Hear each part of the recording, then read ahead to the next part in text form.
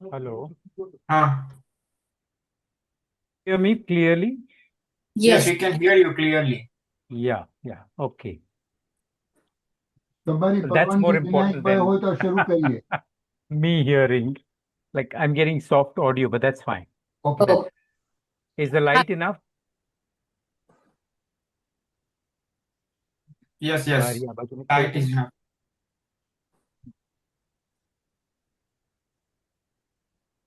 વિપુલભાઈ આપણે શરૂ કરીએ. હાજી Yes. હાજી.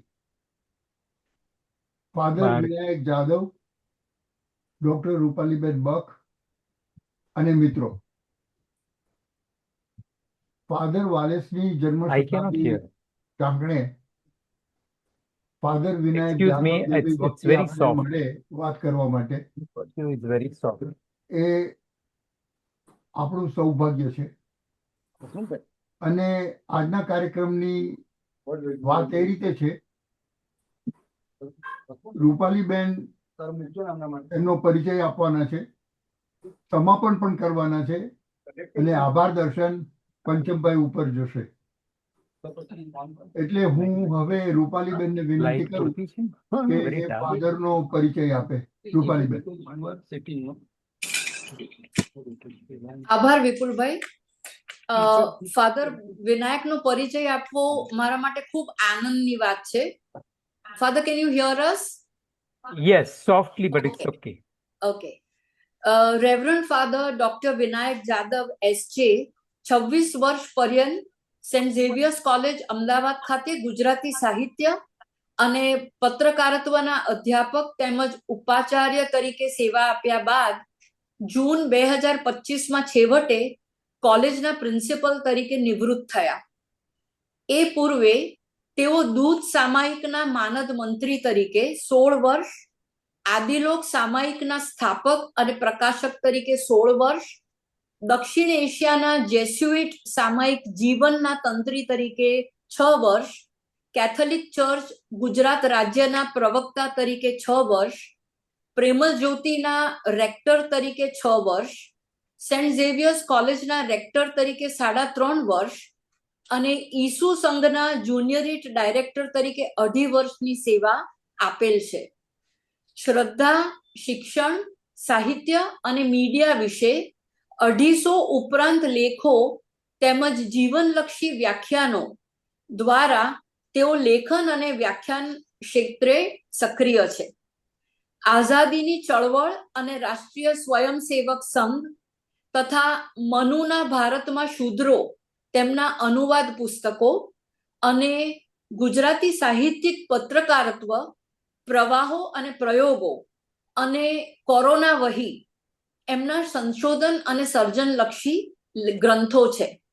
ગુજરાત યુનિવર્સિટીમાં ગુજરાતી વિષયમાં પ્રથમ સ્થાન મેળવી ગોલ્ડ મેડલ પ્રાપ્ત કરી ગુજરાતી સાહિત્યમાં અનુસ્નાતક થયા બાદ અમેરિકાની માર્કેટ યુનિવર્સિટીમાં પત્રકારત્વના અનુસ્નાતક તરીકેની પદવી મેળવી. એ બાદ સાહિત્યિક પત્રકારત્વ વિષયમાં પીએચડી કરી અને સાહિત્ય અને પત્રકારત્વ એમ બંને ક્ષેત્રોમાં નોંધનીય પ્રદાન કરેલ છે. હાલ તેઓ નર્મદા જિલ્લાના છેવાડાના માકડ-આંબા ગામના લોક સહયોગ સંસ્થા સાથે શિક્ષણ સેવામાં કાર્યરત છે. ગયા વર્ષે 6 નવેમ્બરના દિવસે ફાધર વિનાયકે સ્પેનની મેડ્રિડ યુનિવર્સિટીમાં ફાધર વાલેસની જન્મ શતાબ્દી નિમિત્તે બીજરૂપ વક્તવ્ય આપ્યું હતું. આવા ફાધર વિનાયકને જેમણે ફાધર વાલેસની મિત્રતા માણેલી છે, સાંભળવાનો લાભો હતો. ફાધર વિનાયક પ્રભાવી વક્તા છે. ગુજરાતી ભાષાને સુંદર આરોઅવરો અને શુદ્ધ ઉચ્ચાર સાથે રજૂ કરે છે. આજકાલ આ બાબતે આપણે ઘણી ઉણપ દેખાય છે. જેમ અંગ્રેજી માટે બીબીસી માપદંડ છે, એવી ફાધર વિનાયકની ભાષા શૈલી છે એવું કહેવું ખોટું નથી.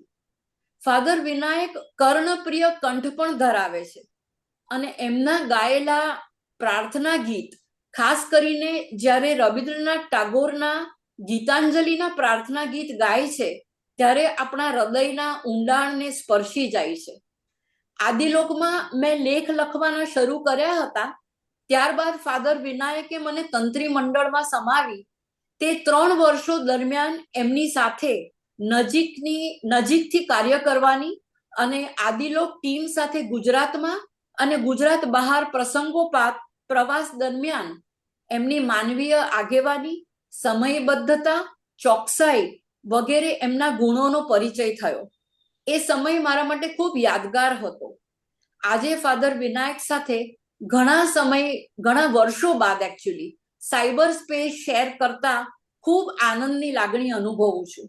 ફાધર વિનાયક, આપને વક્તવ્ય આપવા વિનંતી કરું છું.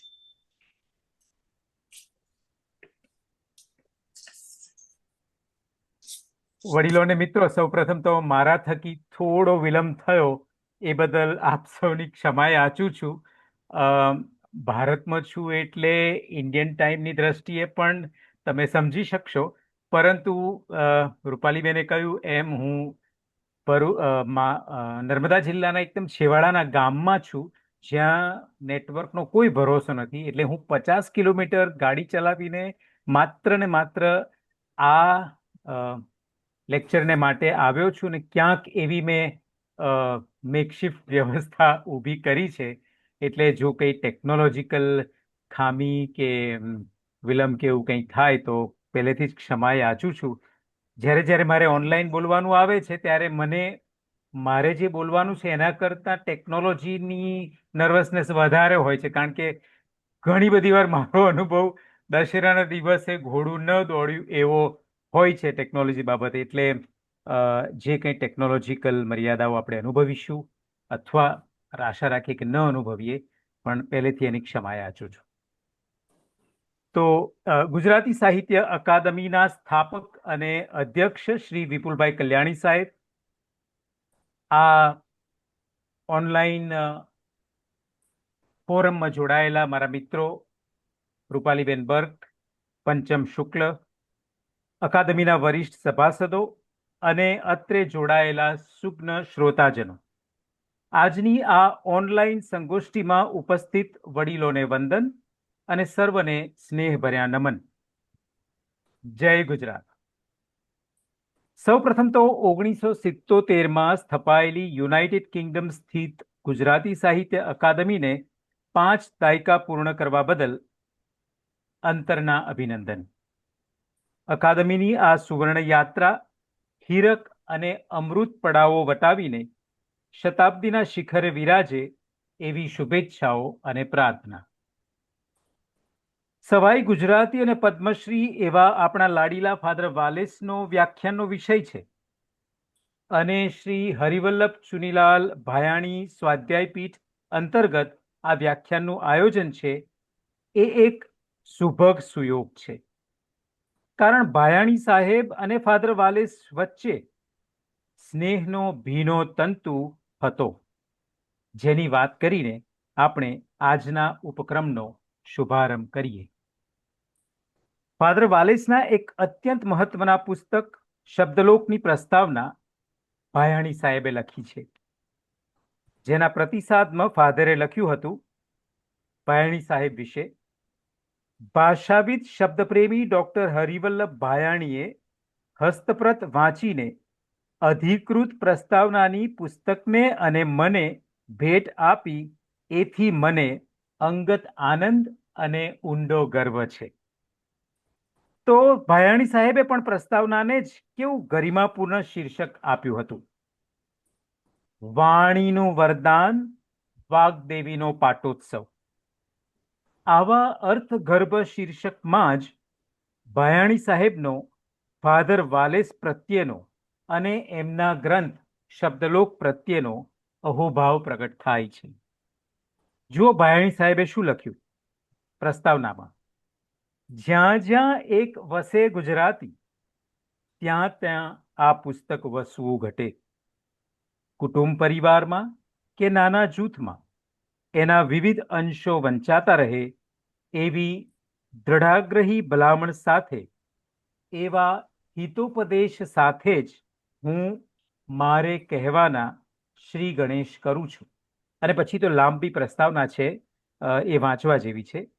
અને એ દીર્ઘ અને ભવ્ય અંજલિરૂપ પ્રસ્તાવના પછી ભાયાણી સાહેબ છેલ્લે કહે છે, ગુજરાતી ભાષાને ફાધર વાલેસે આટલી બધી અપનાવી, અપની બનાવી ને આત્મીય કરી. શ્રી હરિવલ્લભ ભાયાણી 1988માં આ શબ્દલોક પુસ્તકની લોકાર્પણ વિધિમાં સહર્ષ ઉપસ્થિત હતા. તો બંને ભાષાત્માઓ,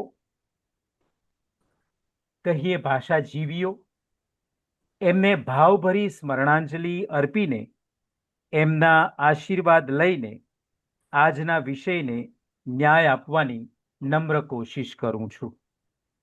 જે કંઈ ઉણપ હશે એ મારી જ કહેવાશે, અને એ બદલ ક્ષમાપના પણ વ્યક્ત કરી લઉં છું.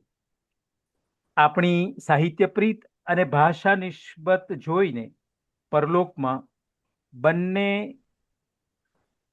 આત્માઓ કેવા હરખાતા હશે, કેવું ગૌરવ અનુભવતા હશે, એની કલ્પનાથી અને એનું આશ્વાસન મેળવીને આપણે આજના આ વક્તવ્યની શરૂઆત કરીએ, વ્યાખ્યાનની શરૂઆત કરીએ. વ્યાખ્યાનનો વિષય છે ફાધર વાલેસ, વ્યક્તિ ઘડતર અને સમાજ ઘડતર. આમ જોવા જઈએ તો વ્યક્તિ ઘડતર અને સમાજ ઘડતર એવા બે જડબેસલાક ભાગ કરવા એ ફાધર વાલેસના જીવન કવન સંદર્ભે અઘરું છે. એમ કરવાને બદલે ફાધર વાલેસના જીવનની સંદર્ભસહ વાત કરવાથી એમણે કરેલા લોક ઘડતરની વાત આપોઆપ થઈ જશે. એની સાથે હું માનું છું કે આપ સૌ સંમત થશો. એટલે આજે આપણે ફાધર વાલેસ અને ગુજરાતનું લોક ઘડતર એવો એક અમ્બ્રેલા અથવા તો સર્વાંગી સર્વગ્રાહી ખ્યાલને અને વિષયને ન્યાય આપીશું, અને એ સંદર્ભે વ્યક્તિ ઘડતર અને સમાજ ઘડતરની વાતો કરીશું. તો એ પહેલા આપણે ફાધર વાલેસના જીવન ઘડતરની વાત કરવી શરૂઆત કરીએ, અને જીવન ઘડતરની વાત કરતા કરતા એમના જીવન ઘડતર થકી ગુજરાતનું પણ લોક ઘડતર કેવું થતું રહ્યું એની મજાની વાત કરતા રહીશું. ફાધર વાલેસ એટલે તેજસ્વી અને તેજાબી એવી બહુમુખી પ્રતિભા. ભાયાણી સાહેબના શબ્દોમાં જ કહીએ તો ફાધર વાલેસ શિક્ષક અને લેખક અને પ્રબોધક છે, પ્રવચનકાર અને ધર્મગુરુ છે, વિચારક અને સંસ્કૃતિ ચિંતક છે, ગણિતજ્ઞ, ભાષાભિજ્ઞ અને સંગીતવિદ છે.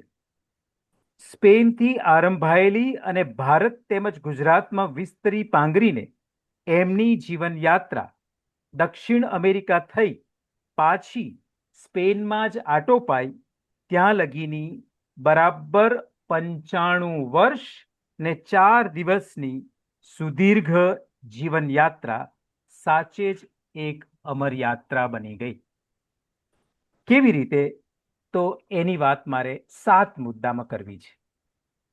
પહેલો મુદ્દો હશે સાધક ફાધર વાલેસ, બીજો મુદ્દો હશે ગણિતજ્ઞ ફાધર વાલેસ, ત્રીજો મુદ્દો હશે પરિવ્રાજક ફાધર વાલેસ, ચોથો મુદ્દો હશે નિબંધકાર અથવા તો પ્રખર લેખક ફાધર વાલેસ, પાંચમો મુદ્દો હશે પત્રવત્સલ ફાધર વાલેસ, છઠ્ઠો મુદ્દો હશે પ્રવચનકાર અને માનદ જૈન એવા ફાધર વાલેસ, અને 7મો મુદ્દો જેને આપણે અંતિમ ચરણ કહીશું એમાં ફાધર વાલેસનું અંગ્રેજી અને સ્પેનિશ ભાષામાં પણ માતબર લેખન થયું. સાધક ફાધર વાલેસ, એમનો સાધના કાળ, જીવનનો તૈયારીનો કાળ, એમનો શિક્ષણ કાળ બાળપણથી માંડીને એ કેવો હતો? ઉત્તર સ્પેનના એક શહેર લોગ્રોન્યોમાં 4 નવેમ્બર 1925ના રોજ તેમનો જન્મ થયો. પિતા વ્યવસાયે એન્જિનિયર હતા, જેઓ એમની વ્યાવસાયિક ચીવટતા માટે સ્પેનમાં જાણીતા હતા. પિતાજીના અવસાનના 50 વર્ષ બાદ ફાધર વાલેસે જ્યારે આ ડેમની, જે કોઈ સ્પેનનું સાંભળતું હોય તેમને કદાચ ખબર હોય, ઓર્તિગોસા દે કેમેરોસ નામના સ્થળની પાસે મુલાકાત લીધી. એ ડેમનું નામ છે ગોન્સાલેસ એટલે કે ગોન્ઝાલેસ લાકાસા રેઝર્વોર, જે એમના પિતાજીના નામથી ઓળખાય છે. એની મુલાકાત લીધી. ફાધર લખે છે ફાઉન્ડેશન કાર્લોસ વાલેસની વેબસાઇટમાં એમની પોતાની કેફિયતમાં. એ મુલાકાતમાં ત્યાં ઉપસ્થિત એન્જિનિયરોએ ડેમના ક્ષતિશૂન્ય બાંધકામ વિશે જણાવ્યું હતું. બીજા બંધોમાં તિરાડો પડી ગઈ છે, પણ જુઓ, આ બંધમાં હજી એક પણ તિરાડ નથી. આજે પણ એ ડેમ એમના પિતાજીના નામથી એટલે કે ગોન્ઝાલેસ લાકાસા રિઝર્વોર નામથી ઓળખાય છે. એમના પિતાનો કામની ચીવટતાનો એટલે ગુજરાતીમાં કહીએ તો નહીં ચાલે નો સંસ્કાર ફાધર વાલેસના ચાલશે વિશેના લેખમાં એનો ઉલ્લેખ થયો છે. તેમના સંપૂર્ણ જીવનમાં અને કવનમાં એ સંસ્કાર જોવા મળ્યો છે. એમની સમગ્ર કાર્યદક્ષતા પર એમના પિતાનો મોટો પ્રભાવ હતો. ફાધર વાલેસના હુલામણા નામથી જાણીતા થયેલ ફાધરનું મૂળ નામ તો કાર્લોસ ગોન્ઝાલેસ વાલેસ. જે સંઘના તેઓ સભ્ય હતા તે ઈસુ સંઘમાં તેઓ કાર્લોસ તરીકે જાણીતા હતા. 10 જ વર્ષની ઉંમરે કાર્લોસના પિતા ગળાની એક બીમારીમાં અવસાન પામે છે. ત્યારે આત્મકથાના ટુકડામાં એનો ઉલ્લેખ છે તે પ્રમાણે પોતાના મોટા ભાઈ હોસે મારિયા અને પોતાને લઈને માતા પોતાની બેન એટલે કે એમના માસીના ઘેર આશ્રય મેળવે છે. કારણ તે વખતે સ્પેનમાં યુદ્ધ ફાટી નીકળ્યું હતું. પહેરેલ કપડે પોતાને અને ભાઈને લઈને માતા ભાગી નીકળે છે અને એક જેસ્યુઇટ શાળામાં તેમને ભણવા માટે શિષ્યવૃત્તિ મળે છે. જો કેવી ઈશ્વરની યોજના હોય છે. અને પછી તો એ શાળાની નજીક જેસ્યુઇટ મઠમાં તેઓ સંન્યાસી તરીકે દાખલ થાય છે. 15 જ વર્ષની વયે તેઓ ઈસુ સંઘમાં સંન્યસ્ત જીવનનો આરંભ કરે છે. પ્રારંભિક તાલીમના વર્ષોમાં તેઓ લેટિન અને ગ્રીક ભાષાઓ શીખીને તેના પ્રશિષ્ટ સાહિત્ય ગ્રંથોનો તેમજ તત્વજ્ઞાનનો ઊંડો અભ્યાસ કરે છે. 1954માં તેઓ ભારત આવે છે અને અમદાવાદમાં સેન્ટ ઝેવિયર્સ કોલેજની સ્થાપનાનું આયોજન હોવાથી ઈસુ સંઘ એમને મદ્રાસની લોયોલા કોલેજમાં ગણિતમાં અનુસ્નાતકની પદવી મેળવવા માટે મોકલે છે. ત્યાં પ્રખર ગણિત શાસ્ત્રી ફાધર ચાર્લ્સ રસીનના માર્ગદર્શન હેઠળ તેઓ ગણિત વિષયમાં જુઓ કમળાની બીમારીમાં એ પરીક્ષા આપે છે, તેમ છતાંય પ્રથમ વર્ગ પ્રાપ્ત કરે છે. ત્યારબાદ 1953માં આણંદ ખાતે ગુજરાતી શીખવા માટે આવે છે. અન્ય ફાધરોની સાથે 1 વર્ષ ગુજરાતીનો પ્રાથમિક પરિચય કેળવ્યા બાદ એમને ધર્મવિદ્યાના અભ્યાસ અર્થે પુણે જવાનું આવે છે. પરંતુ કાચું કામ કરે એ બીજા.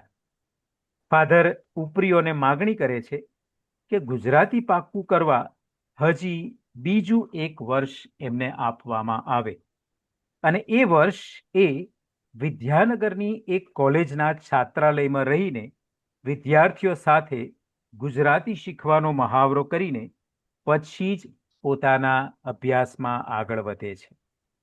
ફાધર વાલેસની જે ફાઉન્ડેશનની વેબસાઇટ છે એમાં એમણે પોતાના જીવનનો સુંદર અને સરળ શબ્દોમાં એકરાર કર્યો છે કે મારા પિતાજીએ મને કશું જ અડધું પડધું કરવાનું શીખવ્યું ન હતું. ગણિત તો તેઓ અંગ્રેજીમાં ભણાવશે, પરંતુ વિદ્યાર્થીઓના હૃદય લગી કેમ કરી પહોંચશે? એ માટે તો એમની માતૃભાષા જ શીખવી પડે. અને ગુજરાતી તો મહાત્મા ગાંધીની પણ માતૃભાષા હતી, એટલે એ આદર સાથે એમણે ગુજરાતી પર પ્રભુત્વ મેળવવાની ગાંઠ વાળી. એમના જ શબ્દોમાં જો આપણે આ વાત સાંભળીએ, રણજીત રામચંદ્ર સ્વીકારતા એમણે જે વ્યાખ્યાન આપ્યું હતું, જે પાછળથી લેખ સ્વરૂપે પ્રસિદ્ધ થયું, એમાં એમણે એ કેફિયત વર્ણવી છે. ફાધર વાલેસના શબ્દોમાં, ગુજરાતી ભાષા વગર ગુજરાતની પ્રજાની સાથે મારો આત્મીય સંબંધ બંધાવવાનો ન હતો. ગણિત હું ભલે અંગ્રેજીમાં ભણાવું, પણ દિલની વાતો પારકી ભાષામાં ન ચાલે. મારે મન આત્મીયતા એ જીવનનું સર્વશ્રેષ્ઠ મૂલ્ય છે. અને જો હું ગુજરાતમાં ગુજરાતી શીખ્યા વગર આવું તો હું એથી વંચિત રહેવાનો હતો. કેટલી સરસ વાત. પછી પુણેમાં ધર્મવિદ્યાના 4 વર્ષના અભ્યાસ દરમિયાન પણ તેઓ લખે છે તે મુજબ દિવસના અભ્યાસની શરૂઆત તેઓ રોજ સવારે 2 કલાકના ગુજરાતી લેખનથી કરતા. લખી લખીને ફાડીને કચરાપેટીમાં નાખતા. ભાવિ કલમને ગળવાસતો. પાછળથી ગુજરાત સમાચારના એક ઇન્ટરવ્યુમાં એમણે કહ્યું હતું, કચરાપેટી મારો ગુરુ છે. એ કચરાપેટી આજે પણ અમદાવાદમાં ફાધરના રેસિડન્સમાં નિવાસમાં સચવાયેલી છે. કચરાપેટીએ મને ગુજરાતીમાં લખતા શીખવાડ્યું. આ 4 વર્ષની ગંભીર ધર્મવિદ્યા સાધનાની અઘરામાં અઘરી પરીક્ષા આપીને તે સમયગાળા વિશે તેઓએ લખ્યું છે. એ જાણવું અત્યંત રસપ્રદ છે. ફાધરના જ શબ્દોમાં. લગભગ બધે જ હું ફાધરના શબ્દોને બોલવા દઈશ, કારણ કે એ કાલી ગેલી વાણી અત્યંત મીઠી છે. ફાધર લખે છે, મારું પહેલું પુસ્તક સદાચાર. એ મેં કેવી રીતે લખ્યું એ હું અહીંયા કહું. એ પુસ્તક લખવાની પાછળ મારો વિચાર કંઈક આવો હતો કે કોલેજના મારા વર્ગમાં મારે તો ગણિત ભણાવવાનું આવશે અને એ માટે મારી પૂરી તૈયારી અને દિલની હોશ છે. દિલ એમનો પ્રિય શબ્દ. પરંતુ વર્ગ સિવાય સાચો શિક્ષક વિદ્યાર્થીઓની સાથે સંપર્ક રાખે અને અભ્યાસની વાતો સાથે જીવનની વાતો પણ કરે ને એમાં મદદરૂપ થવા પ્રયત્ન કરે તો એ ભાવિ અને અત્યારથી વહાલા વિદ્યાર્થીઓને ખબર પડે કે આ ગણિતના શિક્ષકને એમના પરીક્ષાના પરિણામ સિવાય એમના જીવનમાં પણ રસ છે. એ માટે હું એક નાનકડું પુસ્તક લખું, એમના હાથમાં મૂકું ને એમાં એમના પ્રશ્નો એટલે કે કુટુંબના પ્રશ્નો, સમાજના પ્રશ્નો, દેશના પ્રશ્નો, જીવનના પ્રશ્નો, કોઈ જાગૃત યુવાનને વિચારતો કરી મૂકે એવા પ્રશ્નો લઈને હું એમની ચર્ચા કરું અને મારી ઓરડીના અને મારા દિલના દ્વાર એવા અંગત વ્યવહાર માટે ખુલ્લા છે એ જણાવવું એવો વિચાર હતો. અને એનો અમલ પેલી મોટી પરીક્ષાની તૈયારીના સમયમાં કરવાનું મેં નક્કી કર્યું હતું.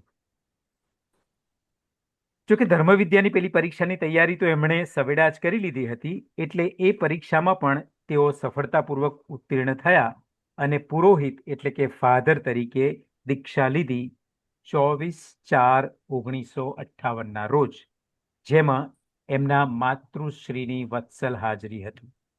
એ પછી 1960ની 1 મેના ઐતિહાસિક દિવસે તેમનું અમદાવાદ આગમન થયું.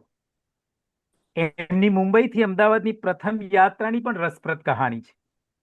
એ ગુજરાત આવ્યા એ 1 મે એટલે કે ગુજરાતનો સ્થાપના દિવસ હોવાથી મુંબઈ સ્ટેશને ભારે ભીડ હતી અને ગાડીનો ઉપડવાનો સમય થઈ જતા ફાધર ગાડીમાં બેસી જાય છે, જેના વિશે પાછળથી તેઓ સુંદર લખે છે.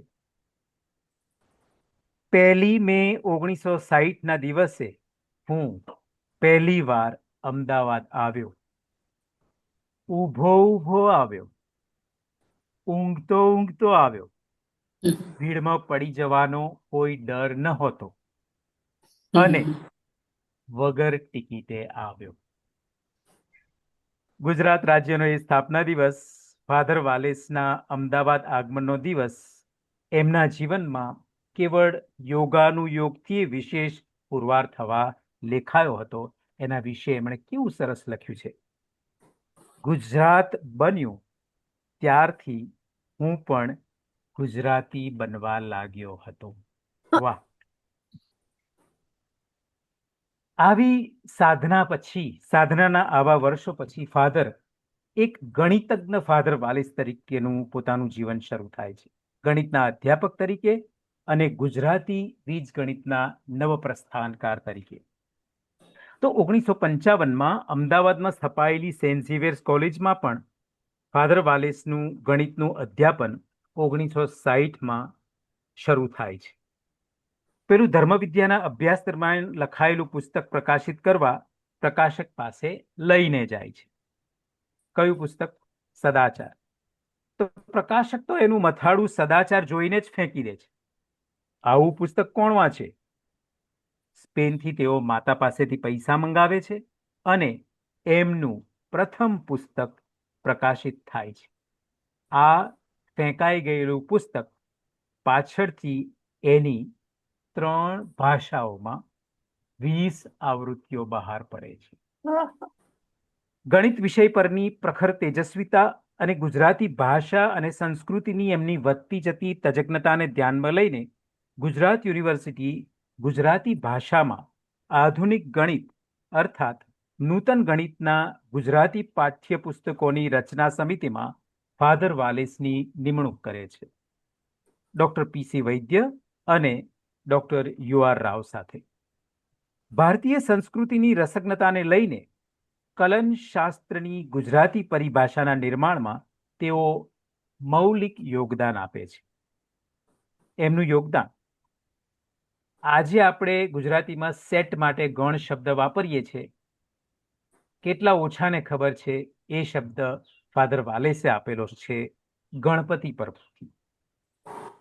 પાછળથી ફાધર વાલેસે કહેલું,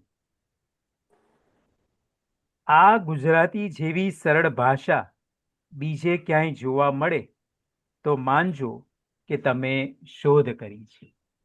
આ ગુજરાતી ભાષા જેવી સરળ ભાષા બીજે ક્યાંય જોવા મળે તો માનજો કે તમે શોધ કરી છે. વાહ! તો સેટ માટે ગણ શબ્દ, રિંગ માટે મંડળ શબ્દ ફાધરે આપ્યો છે. આમ ફાધર વાલેસનું ગુજરાતીમાં બીજગણિતની પરિભાષાનો પાયો નાખવામાં અત્યંત નોંધપાત્ર અને મૌલિક પ્રદાન છે.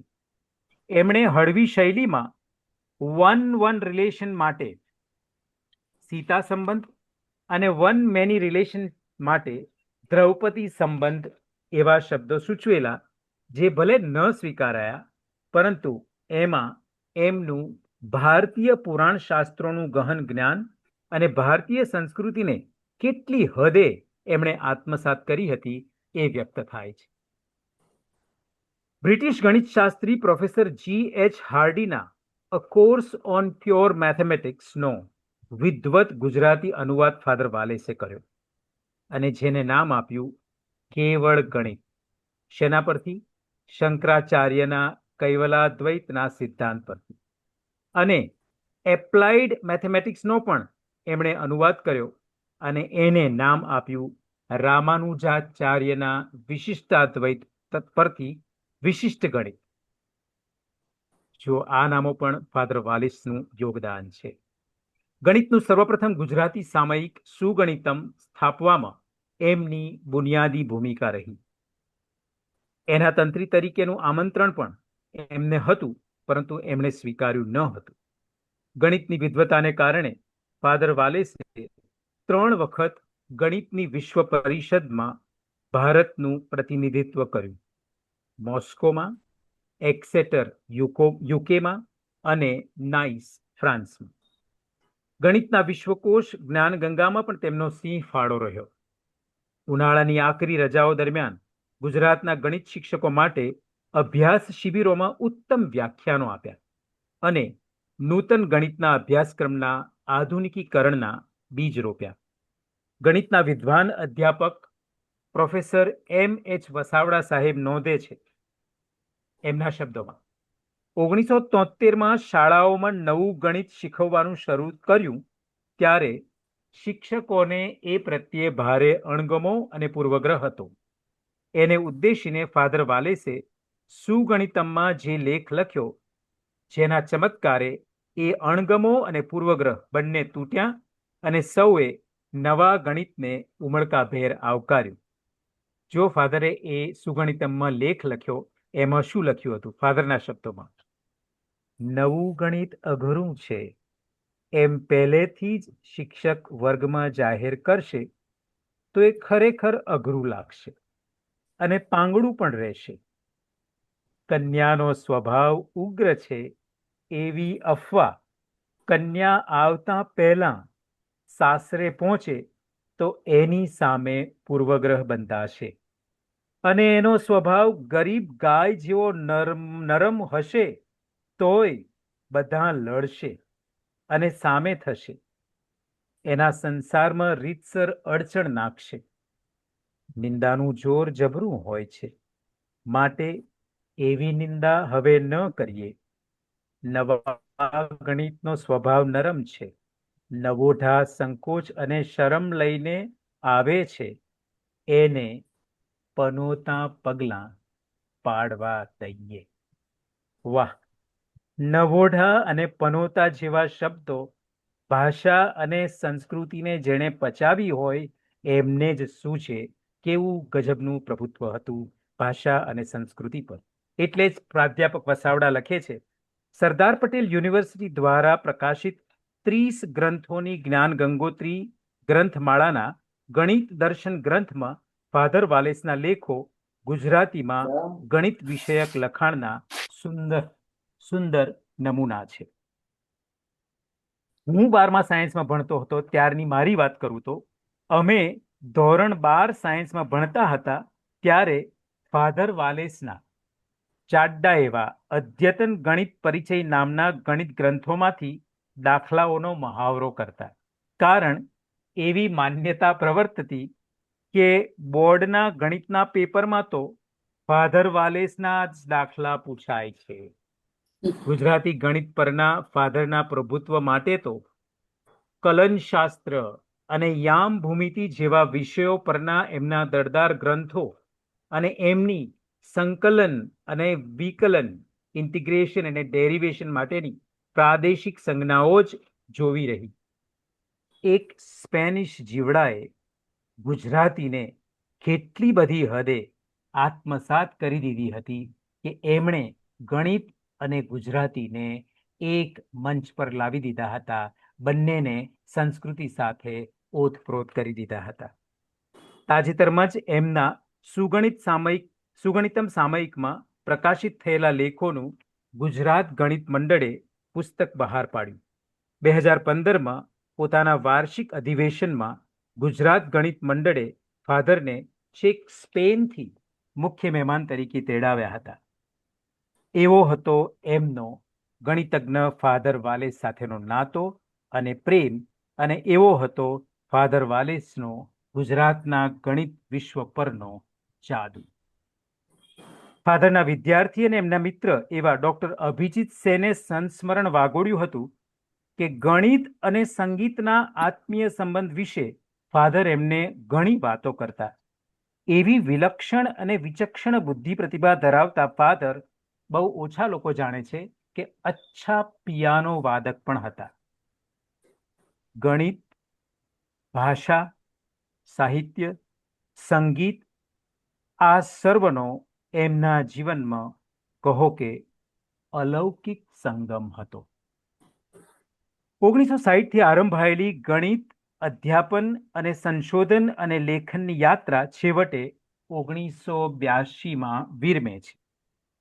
કેવળ સંપૂર્ણ ગુજરાતી લેખન કાર્ય કરવાના એકમાત્ર ઉદ્દેશથી 57 વર્ષની વયે તેઓ કોલેજના ગણિતના અધ્યાપન કાર્યમાંથી આગોતરી નિવૃત્તિ લે છે, એ પણ ગુજરાતી બીજગણિતના નવપ્રસ્થાનકાર તરીકે પ્રસ્થાપિત થઈને.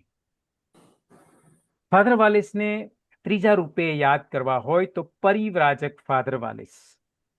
જૈન ધર્મ સાથે એમને ઘનિષ્ઠ નાતો હતો એટલે પરિવ્રાજક શબ્દ એમને બંધ બેસે છે.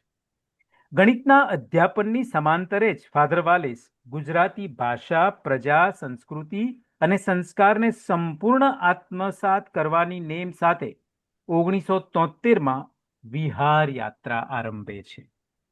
અમદાવાદની પોળોમાં મધ્યમ વર્ગના પરિવારોમાં આતિથ્યની ભિક્ષા માંગીને લોકનિવાસ કરે છે.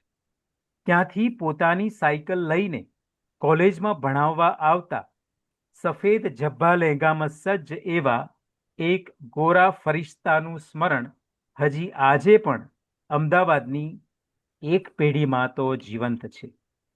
10 વર્ષ પર્યંત ચાલેલી આ વિહાર યાત્રાના અનુભવો પોળે પોળે, ઘેર ઘેર સોનાના ચૂલા જેવા વિહાર યાત્રાના શ્રેણીબંધ પુસ્તકોમાં આબેહૂબ રીતે વ્યક્ત થયા છે. લોકરિવાજો, રહેણીકરણી, ખાણીપીણી, ધર્મ તેમજ સંસાર જીવનના તાણાવાણાને એમણે કેવા એમના હૈયામાં ડબોડીને કલમ વડે ગૂંથ્યા હતા. એમનો સંસ્કૃતિ પ્રેમનો એક દાખલો આપણે જોઈએ તો એમણે લખ્યું છે રમૂજથી, નવરાત્રિના દિવસોમાં વર્ગમાં ઊંઘતા વિદ્યાર્થીને ઉઠાડવાનું પાપ મેં કદી કર્યું નથી. એમના મૃત્યુ બાદ કોવિડના કારણે ઓનલાઈન યોજાયેલ શોક સભામાં અનેક વડીલ ચાહકોએ ફાધર વાલેસના નિવાસ દરમિયાનના પોતાના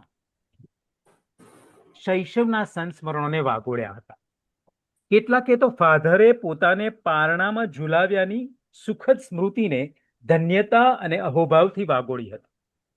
10 વર્ષના લોક નિવાસ બાદ લોકો સાથેની આત્મીયતા અને ઘનિષ્ઠ નાતો એ કોટીનો હતો કે ફાધર જાણે સહુના ઘરના સ્વજન, આપ્તજન, પરિવારજન બની ગયા હતા.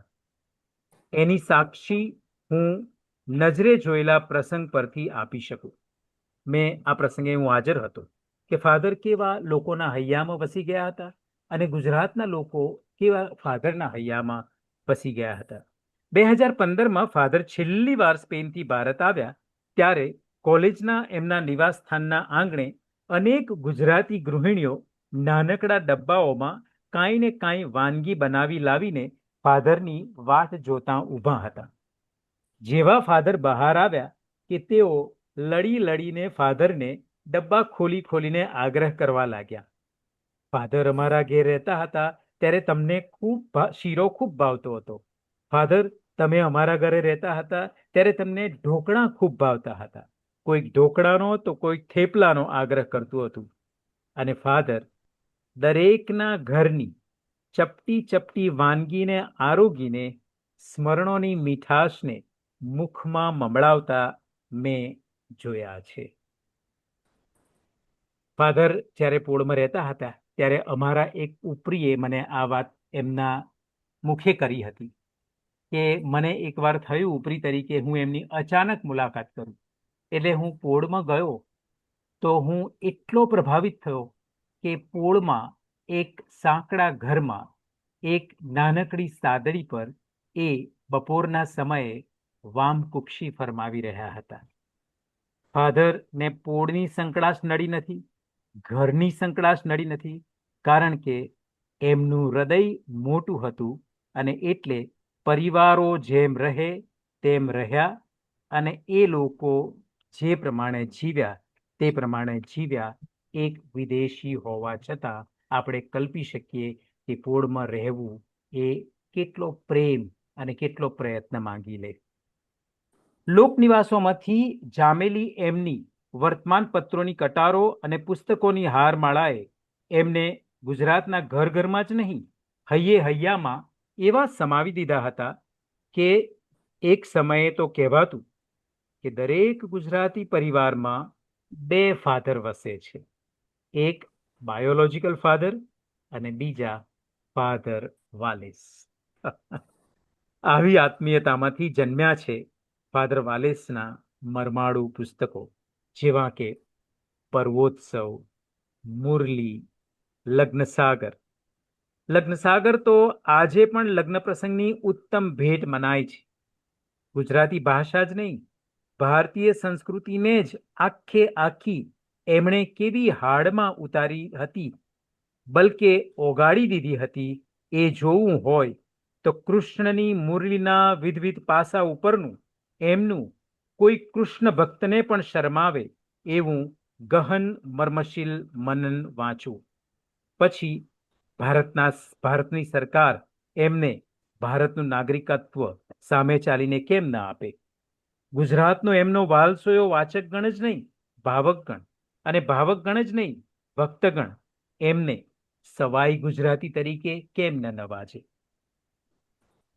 મુરલીમાંથી થોડુંક સંભળાવું શ્રીજીની મુરલીએ ફાધરનું મન કેવું મોહ્યું છે જુઓ. મુરલી પુસ્તકમાં લખે છે ફાધર, તમારી મુરલી માટે તમારા કરતાંય મને વધારે લાગણી છે એમ કહું તો ગુસ્સે થશો, પણ હકીકત એ જ છે કે જો મારું ચાલત તો મુરલી લઈને હું બધે ફરી વળત. મુરલી વગાડો, હજુ જે સૂતા છે તેમને જગાડો. મુરલી પ્રત્યેની એમની ભાવાવેશતા. ઓ મુરલી, મુરલી, મુરલી, તારો આખો અપાર દિવ્ય હૃદય રંજક મર્મ હું ક્યારે પામીશ. મુરલી પ્રત્યેની એમની આર્દ્રતા થી ભરેલું મુરલી પુસ્તક ખરેખર સાચા શ્રીજી ભક્તોએ એક ભક્તિના પ્રયાસ રૂપે પણ વાંચવા જેવું છે. લોકનિવાસો થકી જ સંસાર, દંપતીઓ, સંતાનો, પરિવારો અને એમની પવિત્રતાને પીછાનતું એક સંન્યાસી બ્રહ્મચારીનું પુસ્તક લગ્નસાગર અથવા તો અચંબો પમાડે એવું છે. એ જ પ્રમાણે ગુજરાતી ભાષાનું પણ આટલી ઝીણવટથી નિરીક્ષણ કરતું અને વિશ્લેષણ કરતું શબ્દલોક અને છેવટે ગુજરાતના પર્વોને એની પછવાડેની પુરાણ કથા સમેત સમજાવતું પર્વોત્સવ ફાધર વાલેસને ભારતીયતા અને ગુજરાતીપણાની સાવ નિકટ લઈ જાય છે. ગુજરાતના લોક ઘડતરમાં અને સમાજ ઘડતરમાં આ લોકનિવાસો અને એની ફળશ્રુતિ રૂપ કટારો અને પુસ્તકોનો સિંહ ફાળો રહ્યો છે. ફાધર વાલેસનું ચોથું સ્વરૂપ એટલે નિબંધકાર ફાધર વાલેસ, પ્રખર ગુજરાતી લેખક. ફાધર વાલેસ કેવી રીતે બન્યા? એમની લોકનિકટ જીવનયાત્રા એમના લેખનને એક સાંસ્કૃતિક સમૃદ્ધતા બક્ષે છે. ગુજરાતી લલિત નિબંધ ક્ષેત્રે કાકા સાહેબ કાલેલકરની હરોળમાં એમને બેસાડે છે. ધીમે ધીમે ગુજરાતના પ્રશિષ્ટ લેખક વર્તુળમાં ફાધર વાલેસનું નામ અને સ્થાન પ્રસ્થાપિત થતું જાય છે. એ યાત્રા પણ રસપ્રદ છે. એમના પ્રથમ પુસ્તક સદાચાર વિશે ફાધર લખે છે, સાંભળવા જેવું છે એમના શબ્દોમાં. પુસ્તક મને વિદ્યાર્થીઓની વધુને વધુ નજીક લાવવાનું પોતાનું કાર્ય કરી રહ્યું હતું, પણ બીજું પુસ્તક લખવાનું ત્યારે મારા મનમાં હતું જ નહીં. એક દિવસ કોઈ સામાજિક પ્રસંગમાં જુદી જુદી વ્યક્તિઓ હતી. એમાં કોઈકે મને શ્રી બચુભાઈ રાવતની ઓળખાણ કરાવી. તેઓ પ્રતિષ્ઠિત માસિક કુમારના પ્રતિષ્ઠિત તંત્રી હતા. વાતો કરતા કરતા એમણે મને કુમાર માટે કોઈ લેખ લખી આપવાનું કહ્યું. કુમારમાં ફાધર વાલેસની જે લેખમાળા ચાલી, કહો જામી, એ લેખોનો સંગ્રહ એટલે ફાધર વાલેસનું બીજું પુસ્તક, જેનું શીર્ષક હતું વ્યક્તિ ઘડતર. પ્રથમ પુસ્તક 1967માં પ્રસિદ્ધ થાય છે, સદાચાર, અને બીજું પુસ્તક વ્યક્તિ ઘડતર 1968માં. વ્યક્તિ ઘડતરની પ્રસ્તાવના કોણ લખે છે? કવિ શ્રી ઉમાશંકર જોશી. એ પુસ્તકની પ્રસ્તાવનાનું શીર્ષક શ્રી ઉમાશંકર આપે છે વત્સલ વચનો. શું લખે છે શ્રી ઉમાશંકર જોશી? ફાધર વાલેસે મુખ્યત્વે હિન્દના આજના જમાનાના કોલેજિયનો તેમે ખાસ તો છાત્રાલયમાં રહેતા વિદ્યાર્થીનો પોતાને નિકટતાથી જે પરિચય થયો છે એના અનેક નાના મોટા પ્રશ્નોનો પોતાને જે નકશો સમજાયો છે તે ઉપરથી વત્સલ ભાવે એની સાથે મન મૂકીને વાતો કરી છે. પરિણામ છે આ પુસ્તક. જે વિદ્યાર્થીઓ આ પુસ્તક વાંચશે તેમને પોતાના ઘડતર કાળની એટલે કે ગધા પચીશીની અનેક કટોકટીની ક્ષણોએ લેખકનો વાલસોયો અવાજ સંભળાશે. એમ કહી શકાય કે આ પુસ્તક ગધા પચીશીના સમય માટેની હાથ પોથી છે. ઉમાશંકર જોશી, 5/5/1968. દરેક વ્યક્તિને એ વિશેષ લાગે એવી વ્યક્તિ વિશેષતા એ ફાધર વાલેસના લખાણનો મોટામાં મોટો ગુણ હતો. વ્યક્તિ ઘડતરમાં પણ એક શ્રેષ્ઠતા નામનું પ્રકરણ આવે છે. એમાં કેવી સરસ વાત કરી છે. ફાધર વાલિસ લખે છે, ચાલશે જેવો ઘાતક શબ્દ આપણા શબ્દકોશમાં બીજો નથી. ફાધર વાલિસ ચાલશે શબ્દને અપશુકનિયાળ શબ્દ કહે છે. ફાધર આગળ લખે છે, ચાલશેનો અભિશાપ આપણને ચોંટ્યો છે. જો આ એક જ શબ્દ આપણા શબ્દકોશમાંથી અને આપણા હાડકામાંથી કાયમ માટે નાબૂદ કરીએ તો એક ઝપાટે આપણું અંગત તેમજ સામાજિક જીવન સુધરી જાય. લેખકને જાણે પૂર્વદર્શન લાદ્યું હોય એમાં વ્યક્તિ ઘડતરમાં લગભગ આમ કહીએ કે ભવિષ્યવાણી બાકી હતી કે શું. 1968માં જુઓ કેવું વર્ણન કર્યું છે. વિમાન ઉડાડવાની તૈયારી રૂપે જે અનેક સૂક્ષ્મ ગણતરીઓ કરવાની હોય છે એ કરીને અધીરો વિમાની કંટાળી ગયો. એટલે રોજના અનુભવ પરથી આંકડા બેસાડીને કડ ચાંપ ગોઠવી દીધી. એમાં બદલાતા હવામાન અનુસાર સુધારો કરવાનું એ ભૂલી ગયો. દિવસની વધતી ગરમીમાંય વિમાનનું વજન વધુ લાગવાથી વિમાન ઊંચું થઈ શક્યું નહીં અને અંદર બેઠેલા બધા જીવ સહિત તે એક મકાન સાથે અથડાયું. બેદરકારીનું પરિણામ મોત આવ્યું. 6 દિવસ પછી 12મી જૂને એર ઇન્ડિયાના વિમાનની દુર્ઘટનાની પ્રથમ વર્ષી છે. જોકે એની સાથે કોઈ મેળ ન બેસાડવો.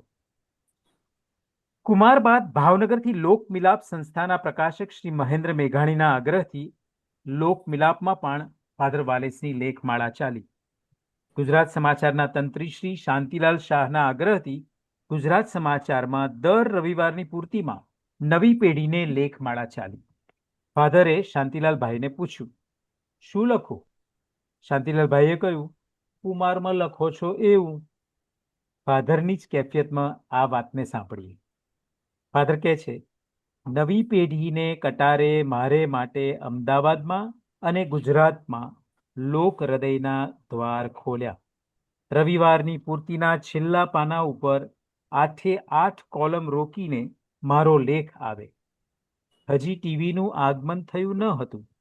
એ જમાનામાં સવારે ઘેર ઘેર પહોંચે અને એ નવી પેઢીના અને જૂની પેઢીના સૌને મનોરંજન, મંથન, માહિતી અને રમૂજનું બાથું પૂરું પાડે. એ લેખની સાથે હું ઘર ઘરમાં આત્મીય પ્રવેશ પામતો ગયો. એક દિવસ એક અધ્યાપક મિત્ર મને કહે, તમે રવિવારે તમારો એ જેવો તેવો લેખ બંધ કરશો ત્યારે મારા ઘરમાં શાંતિ આવશે. કેમ? મેં પૂછ્યું. એણે સ્પષ્ટીકરણ કર્યું, રવિવારે સવારે ઘેર છાપું આવે ત્યારે મારી પત્ની વહેલી ઉઠે એટલે પહેલી તે એ હાથમાં લે. એમાં સૌથી પ્રથમ તમારો લેખ વાંચે અને હું ઉઠું ન ઉઠું એટલામાં એ મારી પાસે છાપું લઈને અને આંગળી મૂકીને આવે અને મને કહેવા માંડે, જુઓ, આ વાંચો, ફાધરે આજે આ તમારા માટે જ લખ્યું છે. હવે તમે એકવાર સમજી લો તો સારું. એટલે તમને કહું છું કે તમે લખવાનું બંધ કરશો ત્યારે જ મારા ઘરમાં શાંતિ આવશે. સાચી વાત. ફાધર વાલેસના જીવન અને કવનની પાછળ એકમાત્ર ચિંતા એટલે વ્યક્તિ ઘડતર. એક વ્યક્તિનું ઘડતર, સવિશેષ યુવા પેઢી, નવી પેઢીનું ઘડતર. એટલે જ એમના લખાણો પ્રત્યેક વ્યક્તિને પોતાના અંગત અને સાવ આત્મીય લાગે છે. Can I take just 1 second break? This laptop battery shows battery running down. Just a minute.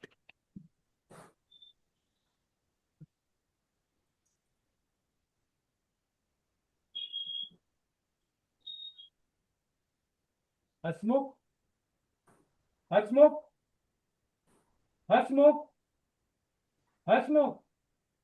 Laptop battery.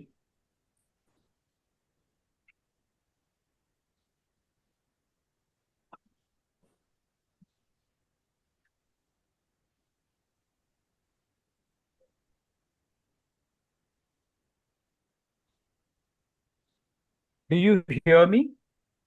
Yes. Okay.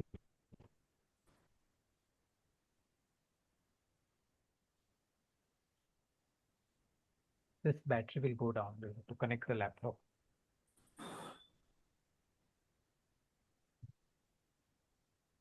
रुकावट के लिए खेद है. We have to connect the connection.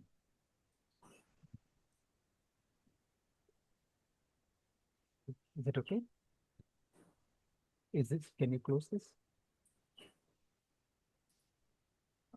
Okay.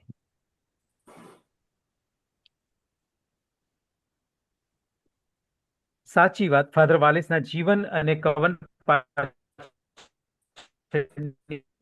એકમાત્ર ચિંતા એટલે વ્યક્તિ ઘડતર, એક વ્યક્તિનું ઘડતર, સવિશેષ યુવા પેઢી અને નવી પેઢીનું ઘડતર.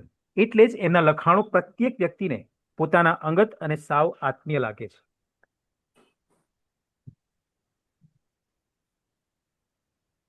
ફાધર વાલેસ લખે છે વ્યક્તિ મંગલની પ્રસ્તાવનામાં, એક વાચક બેન એક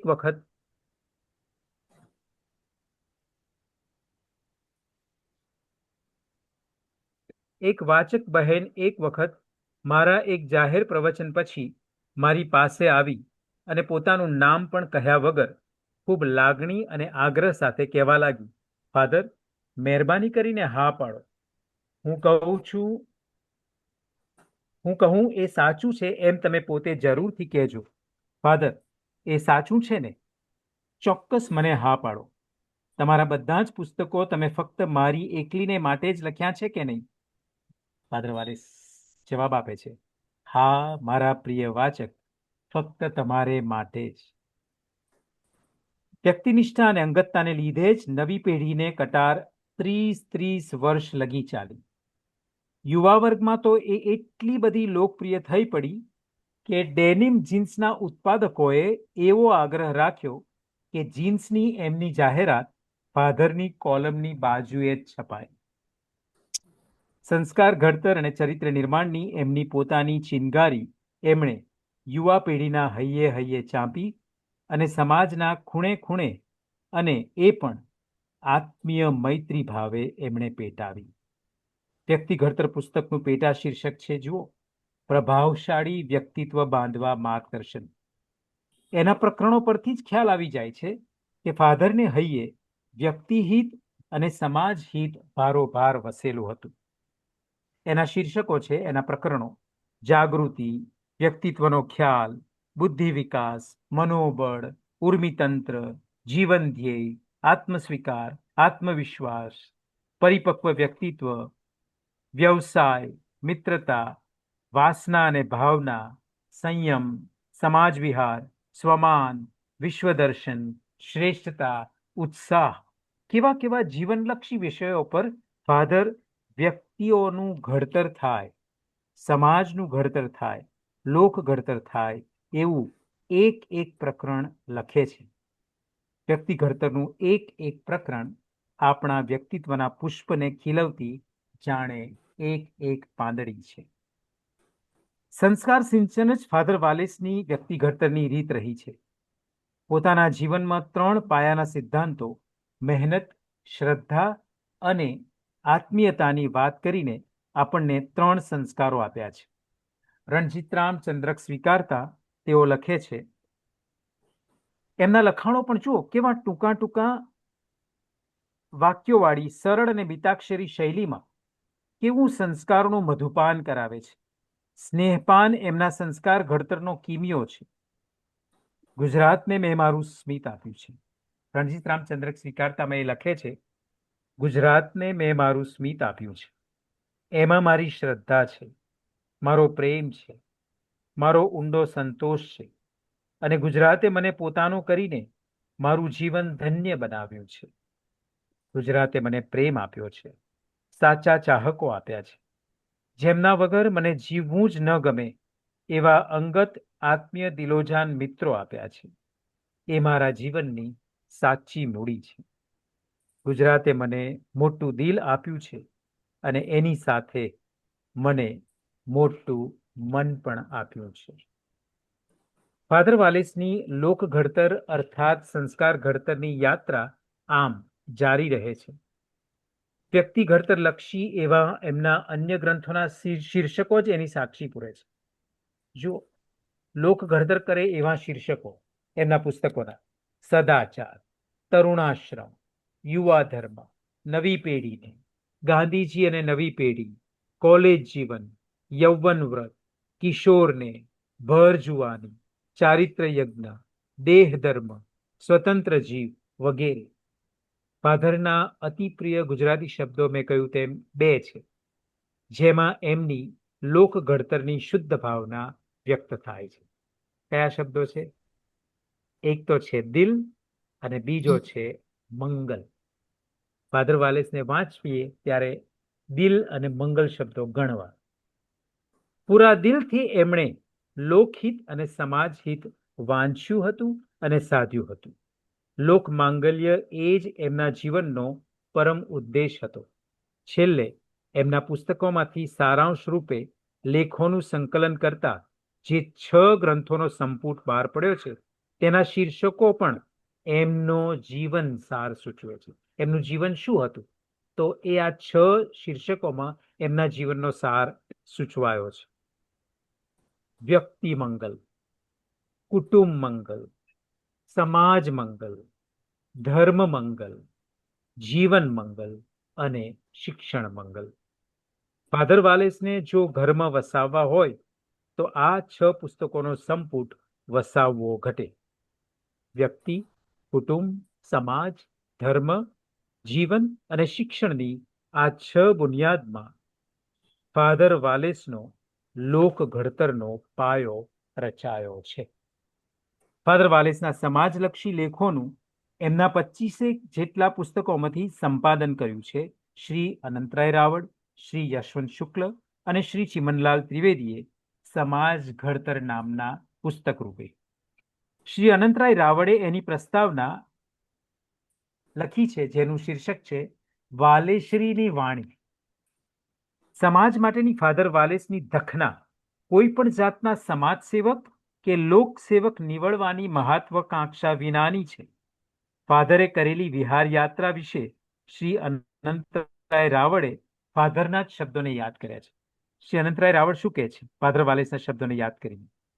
જેમને માટે હું લખું છું, કામ કરું છું, જીવું જ છું, એમની વચ્ચે ને એમની જેમ હું રહી શકું તો જ મારા લખાણો સાચા ગણાય.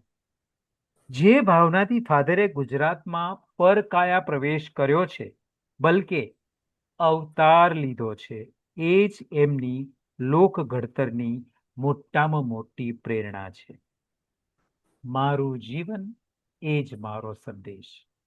એ લોક નિવાસના પરિણામ રૂપે જ એ લોક હૃદય સાથે અને સંસ્કૃતિ સાથે સાવ એકરૂપ થઈ ગયા હતા. એમાંથી નીતરતી રૂજુ સંવેદનશીલતા અને હૃદયની આર્દ્રતા તેઓ ધરાવતા હતા. 2 નાનકડા પ્રસંગોની વાત કરું. કેવી એમની રૂજુ સંવેદનશીલતા હતી અને કેવી હૃદયની આર્દ્રતા હતી અને લોક નિવાસોમાં પરિવાર સાથે તેઓ કેવી રીતે એક આપ્તજન તરીકે, પરિવારજન તરીકે એક થઈ ગયા હતા. ફ્લોરિડામાં રહેતા ચારુબેન બદાબેન મૂળે તો અમદાવાદની સદગુણા કોલેજના સાયકોલોજીના અધ્યાપિકા, પછીથી અમેરિકામાં સ્થાયી થયા હતા અને એમના પતિ શ્રી હરકાંત બદામી તેઓ ગુજરાત યુનિવર્સિટીના સાયકોલોજી ડિપાર્ટમેન્ટના હેડ અધ્યક્ષ. તેઓ જનવિશ્રામ સોસાયટીમાં સહજાનંદ કોલેજની પાછળ રહે. એમનો દીકરો મારી સાથે એન્જિનિયરિંગમાં ભણે એટલે પરિવારને હું પણ ઓળખું એટલે એક દિવસ ફાધરે મને કહ્યું મારી સાથે આવવું છે. તો ફાધરની સાથે હું પણ 1980માં સાયકલ લઈને ગયો અને હું ગયો તો ચારુબેને વાત કરી પછી પાછળથી કે ફાધર એમની સાથે એ અને એમની દીકરીઓ હાટમાં જતા હતા અને ફાધર હાટમાં જાય છે એમની સાથે એમણે કહ્યું ફાધર આવવું છે, તો ફાધર તો સાયકલ મૂકીને ઉપડી જાય છે હાટમાં, અને હાટમાં એમની દીકરીને કંઈક ગમે છે. મને લાગે છે કે ત્યાં સુધી કંઈક સરસ મજાની બંગડીઓ હતી, એ ખૂબ ગમે છે, પણ ખૂબ મોંઘી હોવાથી મમ્મી ખરીદી આપવાનું ટાળે છે. ફાધર પાછા આવે છે, બીજા દિવસે હાટમાં જાય છે, એ બંગડી ખરીદે છે, અને પછી ઘરે જઈને પેલી દીકરીને બોલાવે છે અને ભેટ રૂપે આપે છે. કેવી સંવેદનશીલતા, કેવી પરિવાર સાથેની એકરૂપતા. ચારુબેને મને કહેલું કે ફોન પર ફ્લોરિડાથી, કે પછીથી મેં એના પ્રતિસાદ રૂપે પાછું આપવા માટે ફાધરની માતાને માટે ચાંદીની બંગડીઓ મેં મોકલાવી હતી. મારો અંગત અનુભવ કહું તો એક વખત ફાધરે મને કહ્યું કે મને ફાધરને હાટમાં જવાનું બહુ ગમતું હતું, કારણ કે ત્યાં બધી સાંસ્કૃતિક વસ્તુઓ આવે. હાટ એટલે સાંસ્કૃતિક દુકાનો હોય, કમર્શિયલ બજાર નહીં, પણ એમાં સંસ્કૃતિ અને બજાર બંનેનો સમન્વય. તો ફાધર સાથે હું ફરતો હતો અને પછી સાડીની દુકાન શોધી. એટલે મને એમ કે એમને કંઈક સાડી સ્પેનમાં મોકલવી હશે કે કંઈક કારણ હશે, તો સાડી ખરીદે છે. પછી સાડી ખરીદ્યા પછી મને આપે છે. મને કહે છે કે આ તમારા બા માટે છે, તમારા મા માટે. તમે ગામ જાઓ ત્યારે તમારા માને મારા વતી આપજો. મારી આંખોમાંથી ધડધડ આંસુ સરી પડ્યા કે મારી માની પણ ફિકર કરે અને મારી મા માટે પણ સાડી પસંદ કરે અને મને આપે. એ કેટલી બધી સંવેદનશીલતા અને પારિવારિક એકરૂપતાની ભાવના. આ બંને પ્રસંગો મને યાદ રહી ગયા છે અને એક અનુભવ રૂપે મેં આજે એ વર્ણવ્યા છે. આપણને એમની સાંસ્કૃતિક એકરૂપતા અને પરિવારો સાથેની જે એક થવાની રુજુ સંવેદનશીલતા આપણને ખરેખર આપણી આંખોને ભીની કરે એવી છે. ફાધરે હૃદયશિલ્પી બનીને સંસ્કૃતિના સૂક્ષ્મ ઓજારો લઈને કોઈ પણ જાતનો લોક ઘડવૈયા કે લોકસેવક બનવાનો મોહ રાખ્યા વિના સૌના હૃદયને સ્પર્શવાનું અને ઘાટ આપવાનું પુણ્ય કામ કર્યું છે. સમાજ ઘડતર લક્ષી એવા પુસ્તકોના શીર્ષકો પણ એ વાતની સાક્ષી પૂરે છે. એમના પુસ્તકોના શીર્ષકો પણ જુઓ: સંસાર સાધના, લગ્ન સાગર, કુટુંબ ઘડતર, કુટુંબ ધર્મ, કુટુંબ મંગલ, સ્ત્રી ધર્મ, ગૃહ કલ્યાણ, વિહાર યાત્રા, પોળે પોળે, સમાજ ઘડતર, ધર્માનુભવ, સંબંધ શાસ્ત્ર, અવળી લોકશાહી, ઘરના પ્રશ્નો, સેવા ધર્મ, જીવનનો અભ્યાસક્રમ, જીવનની તૈયારી, જીવન ક્રમ, જીવન ઘડતર, જીવન જીવતા, જીવન મંગલ, ધર્મ મંગલ, સમાજ મંગલ, શિક્ષણ મંગલ, માતે માં, મુરલી, પર્વોત્સવ, શબ્દલોક. આપણી ગુજરાતીને કેવા વાલથી લાડ લડાવ્યા છે. એની સાથે એમણે ગેલગમ્મત કરી છે, રમૂજ અને વિનોદ કર્યા છે શબ્દલોક નામના એમના આ એક દળદાર પુસ્તકમાં. શબ્દલોક એ એક એમનું વાંચવા જેવું પુસ્તક છે અને એમાં એમણે ખરેખર ગુજરાતીને લાડ લડાવ્યા છે, પ્રેમ કર્યો છે. ગુજરાતી ભાષાનું આવું મૌલિક મનોવૈજ્ઞાનિક અને સમાજ વૈજ્ઞાનિક વિશ્લેષણ, એટલે કે સાયકોલિંગ્વિસ્ટિક્સ અને સોશિયોલિંગ્વિસ્ટિક્સનું વિશ્લેષણ અન્યત્ર જોવા નહીં મળે. એમાં કેટલીક રમૂજી વાતો થોડીક કહીને આપણે આગળ વધીએ. રૂપાલીબેન, કેટલો સમય છે? મને લાગે લઈ શકીએ કેટલું, 15-20 મિનિટ. ઓકે, હું એ પહેલા પૂરું કરીશ. તો આ વાત કરું, બહુ સરસ વાત કરે છે ફાધર. ફાધર કહે છે કે ગુજરાતીમાં ખોવાઈ ગયું, ભૂલ થઈ ગઈ, પાપ થઈ ગયું, કપ તૂટી ગયો, કોઈ જવાબદારી લેતું નથી. કપ તૂટી ગયો એટલે કે કપે આપઘાત કર્યો, એને માટે હું દોષિત નથી. અંગ્રેજીમાં I broke the cup, mummy I broke the cup, જવાબદારી લે છે. અંગ્રેજીમાં કપ તોડનાર એની જવાબદારી લે છે, ગુજરાતીમાં તો એ કપને દોષિત ઠેરવે છે. ભૂલ થઈ ગઈ, મને ના પૂછો, ભૂલને પૂછો. ખવાઈ ગયું, જાતે હાથે ઉપાડીને લાડુ ખાઈએ છીએ અને રસના પડિયા પીએ છીએ, પરંતુ આપણે એમ કહે છે ખવાઈ ગયું.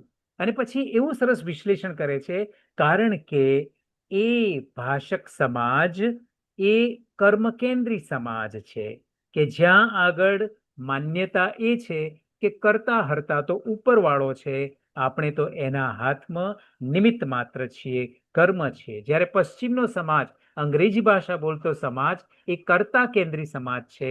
એની ધર્મ ભાવનામાં ઈશ્વરના એ સહસર્જક છે, એટલે કર્તા તરીકે જવાબદારી લે છે.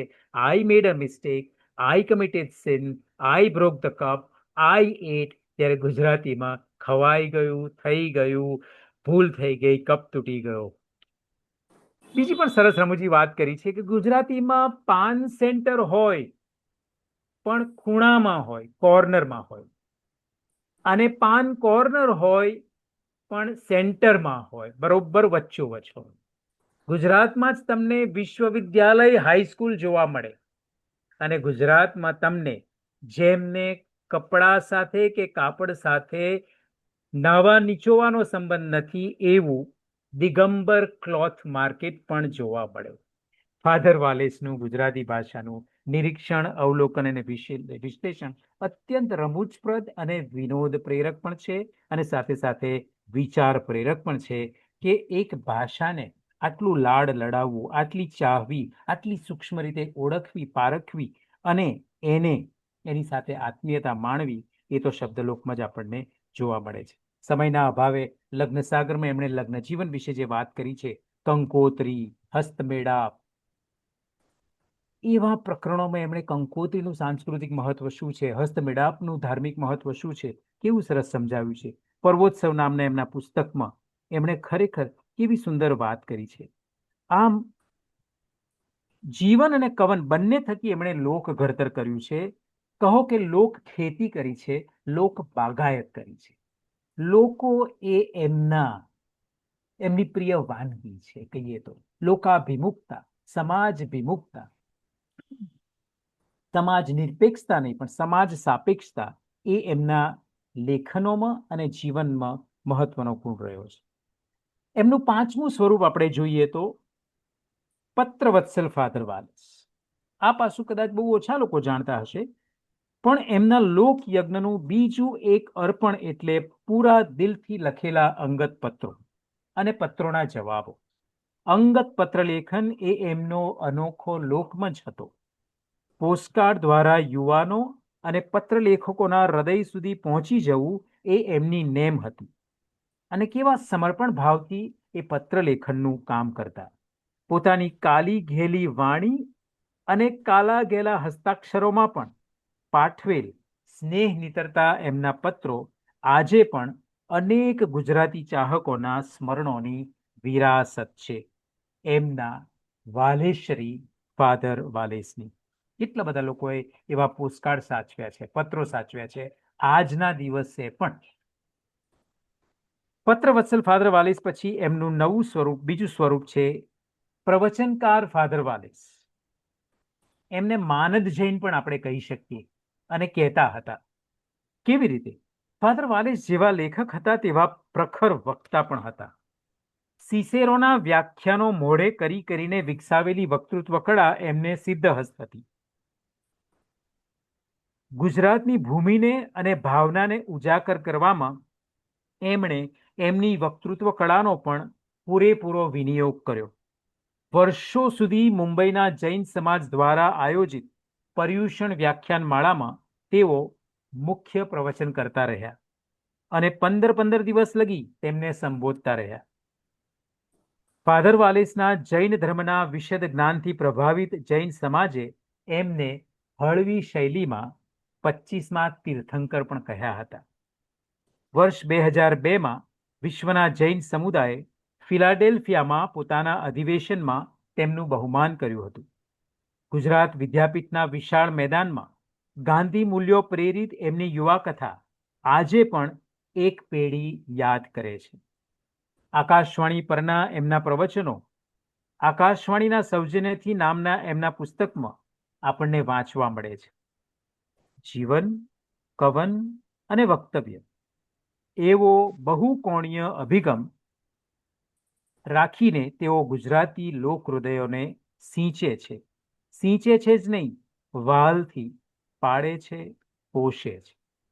સદવિચાર પરિવારની પણ મનનો જમણવાર પ્રવચન શ્રેણીમાં ફાધર વાલેસે આપેલું મા તે મા વ્યાખ્યાન આજે પણ નાની પુસ્તિકા રૂપે સુલભ છે. ફાધર વાલેસ મા વિશે કેવી હૃદયસ્પર્શી વાત એમાં કરે છે.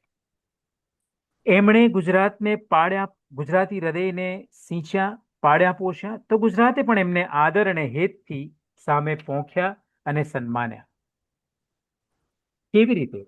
1963માં કુમારચંદ્રક, 1968માં ગુજરાતી સાહિત્ય પરિષદ પુરસ્કૃત શ્રી અરવિંદ સુવર્ણ પદક, 1978માં ગુજરાતી સાહિત્યનું સર્વોચ્ચ પારિતોષિક રણજીતરામ ચંદ્રક, 1995માં વિશ્વ બંધુત્વના પ્રસાર માટે કાકા સાહેબ કાલેલકર એવોર્ડ, 1997માં રામકૃષ્ણ જયદલાલ વિશ્વ સંવાદિતા એવોર્ડ, 2002માં સ્વામી સચ્ચિદાનંદ પુરસ્કાર અને એમના નિબંધ સંગ્રહો માટે ગુજરાત સાહિત્ય અકાદમી તરફથી સળંગ 5 વર્ષ સુધી શ્રેષ્ઠ નિબંધકાર પારિતોષિક એમને મળ્યું. સળંગ 5 વર્ષ સુધી એટલે મળ્યું કારણ કે 5 થી વધુ વખત એ પારિતોષિક કોઈ એક જણને ન આપી શકાય એવો નિયમ હતો. 2015માં સુરતમાં SRK ફાઉન્ડેશન દ્વારા લોર્ડ ભીખુ પારેખ અને ડોક્ટર સુધામૂર્તિ સાથે એમને સંતોકબા માનવતા પુરસ્કારથી નવાજવામાં આવે છે. એમના અંતિમ ચરણની વાત કરીએ તો એ એમનું અંગ્રેજી અને સ્પેનિશ લેખક તરીકે અંગ્રેજી વાચક અને સ્પેનિશ વાચક પેઢીનું ઘડતર. એમની લોક ઘડતરની સીમાઓ 1992માં ગુજરાતથી વિશ્વ તરફ વિસ્તરે છે. સ્પેન, દક્ષિણ અમેરિકા અને અંગ્રેજી તેમજ સ્પેનિશ વાચક વર્ગ સુધી તેઓ પહોંચે છે. મૂળે જ ફાધર વાલેસ તો વિશ્વ માનવ હતા, વિશ્વ નાગરિકનો આત્મા હતો. કેવળ ગુજરાતમાં પોતાની લોક ભાવનાને સીમિત કેમ કરી શકે? અંગ્રેજીમાં તેઓ 30 પુસ્તકો આપે છે ને સ્પેનિશમાં 42 પુસ્તકો. ત્યારબાદ ગુજરાતીમાં તો 88 પુસ્તકો આપ્યા હતા. એ ઉપરાંત ત્યારબાદ તેઓ એ ઉંમરે પણ સાયબર સંસ્કાર કેળવે છે. એટલે કે પોતાની વેબસાઇટ www.carlosvales.com પર તેઓ રોજિંદા ડિજિટલ મંચ પર લોક હૃદય સાથે પોતાનો પોતિકો અને રોજિંદો સંવાદ સાધે છે. માતાની સેવા કરતાં કરતાં એમણે સમસ્ત વિશ્વને એમનો લોકમંચ બનાવ્યો અને સ્પેનિશ અને અંગ્રેજી લખાણો તેમજ સાયબર મંચ પરના સંવાદ થકી 1992માં ગુજરાત છોડી માદરે વતન સ્પેનમાં પુનઃ સ્થાયી થયા.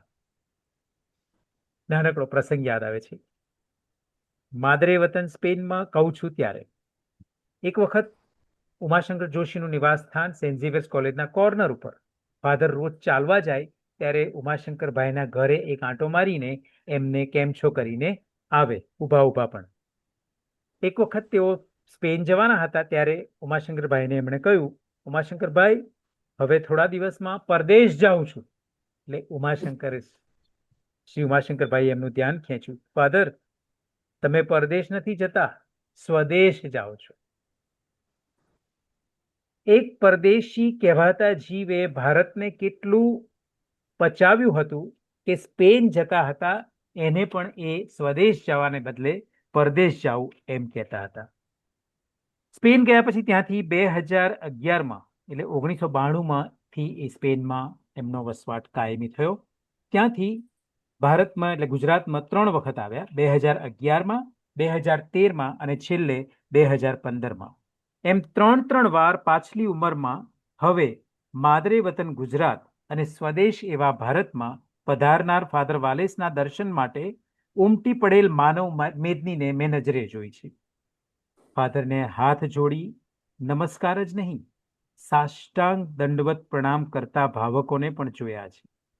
ગુજરાત વિદ્યાપીઠના એ સભાખંડમાં એમના મંચ પ્રવેશ ટાણે એકાએક છવાઈ ગયેલી ભાવુક શાંતિ ફાધર પ્રત્યેનો ગુજરાતનો આદર ભાવ જ નહીં, પૂજ્ય ભાવ અને અહોભાવ હતો.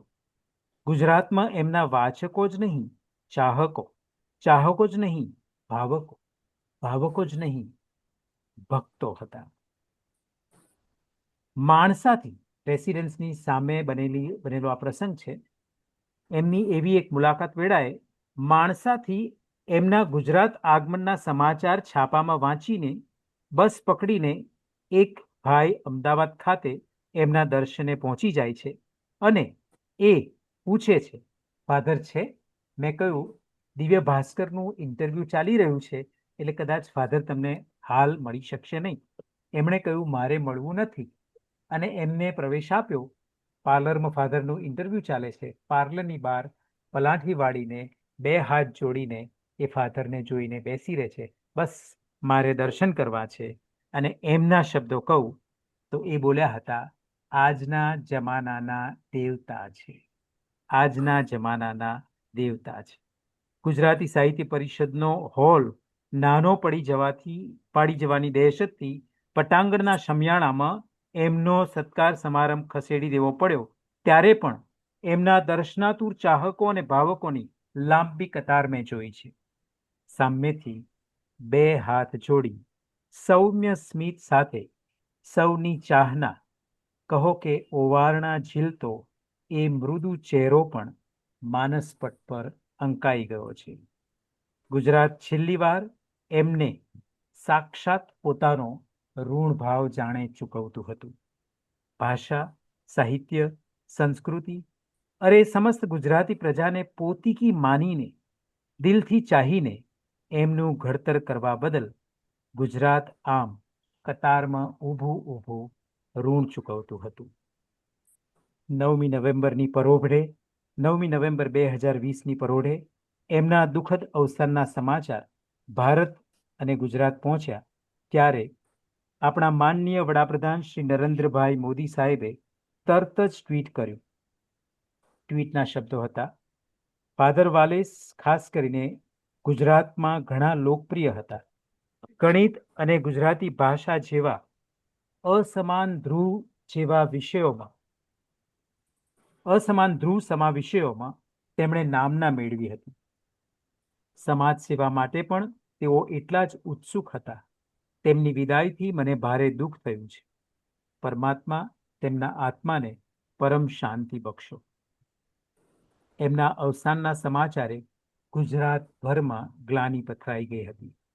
વર્તમાન પત્રોએ પાના ભરીને શ્રદ્ધાંજલિ લેખો પ્રસિદ્ધ કર્યા હતા. મુખ્યમંત્રી શ્રી, વિરોધ પક્ષના નેતા અને દેશ તેમજ રાજ્યના અનેક મહાનુભાવોએ શોક સંદેશ પ્રગટ કર્યા હતા. કારણ એક જ હતું, ગુજરાતે પોતાનો પનોતો પુત્ર નહીં, વત્સલ પિતા ફાધર વાલેસ ગુમાવ્યા હતા. ત્યારબાદ નવેમ્બર 2021માં ભારત સરકારે ફાધર વાલેસને મરણોત્તર પદ્મશ્રીથી નવાજ્યા.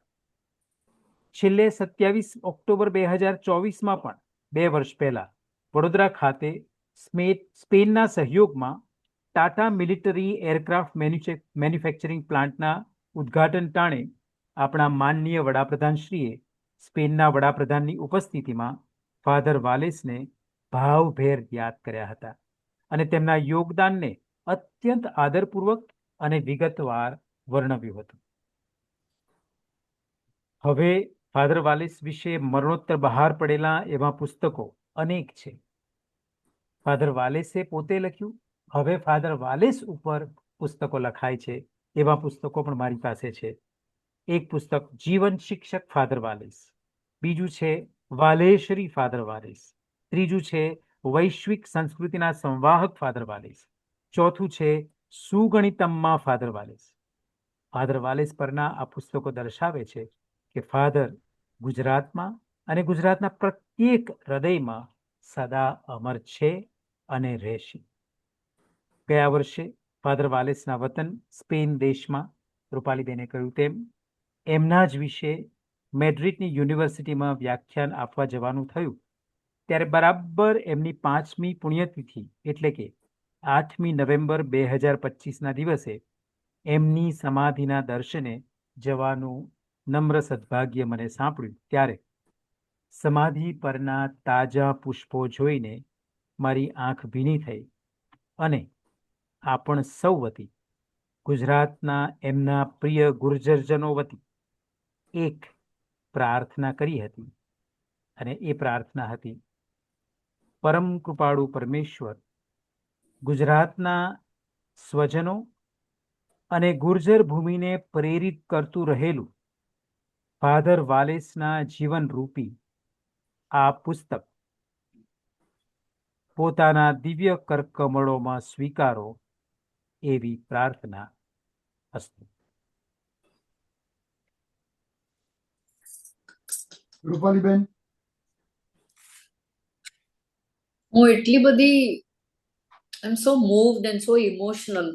આવા વિભૂતિ, આવા વિશ્વ માનવ સમાન ફાધર વાલેસ, એમનો આ અમર વારસો અને આટલી અદ્ભુત અને સુંદર રજૂઆત જે ફાધરે કરી, આટલા બધા જાણીતા અને આપણે નથી જાણતા એવા પ્રસંગો કહી અને આપણને તરબોળ કરી નાખ્યા. ફાધર વિનાયક, અમારા બધા વતી તમારો ખૂબ ખૂબ આભાર અને ફાધર વાલેસની સ્મૃતિને ખૂબ ખૂબ વંદન કરીએ. અને હવે હું પ્રશ્નોત્તરીનો દોર પંચમભાઈને હું સોંપું છું. પંચમભાઈ. થેન્ક યુ રૂપાલીબેન. સૌ પ્રથમ તો ગુજરાતી સાહિત્ય અકાદમી વતી હું ફાધર વિનાયક જાદવનો ખૂબ ખૂબ આભાર માનું છું. એમણે ફાધર વાલેસની જન્મ શતાબ્દી ટાંકણે ખૂબ સુંદર પરિચય આપ્યો અને એમના વ્યક્તિત્વના અનેક પાસાઓ આપણી સામે ખોલી આપ્યા. એ માટે થેન્ક યુ વેરી મચ. રૂપાલીબેન, તમે ફાધરનો ખૂબ સુંદર પરિચય આપ્યો એ માટે તમારો પણ ખૂબ ખૂબ આભાર. અને આખા કાર્યક્રમનું ફાધર સાથે રહીને જે રીતે સંકલન કર્યું એમાં તમે ઘણો બધો પરિશ્રમ ઉઠાવ્યો, એ માટે ગુજરાતી સાહિત્ય અકાદમી તમારી ઋણી છે. તો હવે વધારે હું સમય ન લેતા બે ચાર જે કંઈ પ્રશ્નો આપણી પાસે આવ્યા છે, મને લાગે છે કે થોડાક રેઝ કર્યા છે હેન્ડ.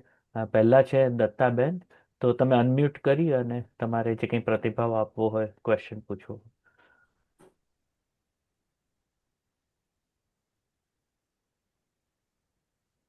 અનમ્યુટ કરી શકશો તમે. નમસ્તે. મેં છે તે બહુ મોડી જોડાઈ, 3 વાગે જોડાઈ, કારણ કે હું જૈન સેન્ટરમાં આજે એક એવો પ્રસંગ હતો કે જે મારે જવું જ જોઈએ એમ હતું. મેં ધાર્યું એના કરતાં ત્યાં મોડું થઈ ગયું. પણ જે કંઈ મેં પછી સાંભળ્યું એનાથી બહુ જ ભાવુક થઈ ગઈ. ખૂબ જ ભાવુક, ખૂબ જ સુંદર રીતે રજૂ કર્યું. અને ફાધર વાલેસનું નામ તો ઘણું સાંભળ્યું હતું મેં, પણ આટલી બધી સરસ એમનો પરિચય એમણે જે રીતે કરાવ્યો એને માટે ખૂબ ખૂબ આભારી અને ભાવુકતા અનુભવું છું. પણ મારો એક પ્રશ્ન છે કે એમના પુસ્તકો અહીંયા લાઇબ્રેરીમાં અવેલેબલ હશે ઇંગ્લિશમાં? અને બીજું, મારે ખરીદવા હોય તો ક્યાંથી ખરીદી શકું? ખાસ કરીને મારે હવે અહીંયાની જે મારી ગ્રેન્ડ ચિલ્ડ્રન છે એને માટે I would like to buy them. અને ઓલ્સો ગુજરાતી તો મારે ઇન્ડિયા, ભારત જઈશ ત્યારે જ લાવી શકીશ. આપ કયા દેશમાંથી વાત કરો છો? સોરી? લંડન. યુકેમાંથી? લંડનથી. Okay, London. લંડનમાં તો મને ખ્યાલ નથી, પણ અંગ્રેજી પુસ્તકો મારું માનવું છે કે એમેઝોન પરથી તો મળતા હશે. એમેઝોન પર મળશે. ગુર્જર એમના પ્રકાશક હતા એટલે ગુર્જર પ્રકાશનમાંથી. હવે જો કે મને ટાઇટલ્સ યાદ નથી, એટલે મને કેવી રીતે ટાઇટલ્સ લેવા એ મારી grand daughter. I will help you. I will help you. હું તમને મદદ કરીશ. તમે મને મોકલશો? 17-18 વર્ષની છોકરીઓને ફાવે એવી જાતનું જોઈએ છે. I can help you too. I can email you the titles of the books, all English અને ગુજરાતી. Thank you. એમનું જે ફાધર વાલેસ ફાઉન્ડેશનની જે વેબસાઇટ છે ને, ફુન્દાસિયોન ગોન્સાલેસ વાલેસ નામની એમની જે વેબસાઇટ છે, એને સ્પેનમાં પણ એમના નામે એક ફાઉન્ડેશન છે. મારે લખવું પડશે, મને યાદ રહેશે નહીં. હું કદાચ આપ મને આપનો ઈમેલ અથવા મને આપણે ભદ્રાબેન મદદ કરશે તો ફાઇન, કે મને લખી આપશે તો સરસ. બિલકુલ મોકલશે એટલે હું ઈમેલ કરી દઈશ વિપુલભાઈને. બિલકુલ રૂપાલીબેન, બિલકુલ. Thank you. બીજા કોઈને કોઈ પ્રશ્ન હોય તો? પંચમભાઈ, હું બોલું? હા, જરૂર જરૂર. બરાબર. વિનાયકભાઈ, તમારું વક્તવ્ય સાંભળ્યું અને તમારું પોતાનું જે ગુજરાતી પરનું જે પ્રભુત્વ હતું એ મને લાગે છે ફાધર વાલેસ તમને ખૂબ ખૂબ આશીર્વાદ વર્ષાવતા હશે એવું હું માનું છું. જરૂર, એમાં કોઈ અને શંકા નથી. તમે જે કહ્યું ને આઈ અને કે કપ ભાંગી ગયો, તો I love you Thank you, sir. અંગ્રેજીનું એટલું બધું થઈ ગયું છે પ્રચલિત, પણ આપણે જો જોઈએ તો ગુજરાતીમાં હું તને ચાહું છું એટલું અજુકતું આમ જાણે ઇટ ડઝન્ટ સાઉન્ડ રિયલી. આપણે અમે જાય તું મને બહુ વાલો લાગે છે, આપણે દીકરાને બી કહીએ તું મને બહુ વાલો લાગે છે. આઈ લવ યુ ઇટ્સ હવે આ બહુ પ્રચલિત થઈ ગયું છે, પણ એ તમે જોશો તો એ કોઈ દિવસ ગુજરાતીમાં કોઈ નહીં કહે, અંગ્રેજીમાં જ કહેશે આઈ લવ યુ. બાળકોને કે પ્રેમિકાને કે મા બાપને કે એમ. મારો પ્રશ્ન એ હતો કે ફાધર વાલેસ ખ્રિસ્તી હતા, છતાં પણ એમના પર હિન્દુ વેદો અને ઉપનિષદોનો કેટલો પ્રભાવ હતો એમના જીવન ઉપર અને લેખન ઉપર?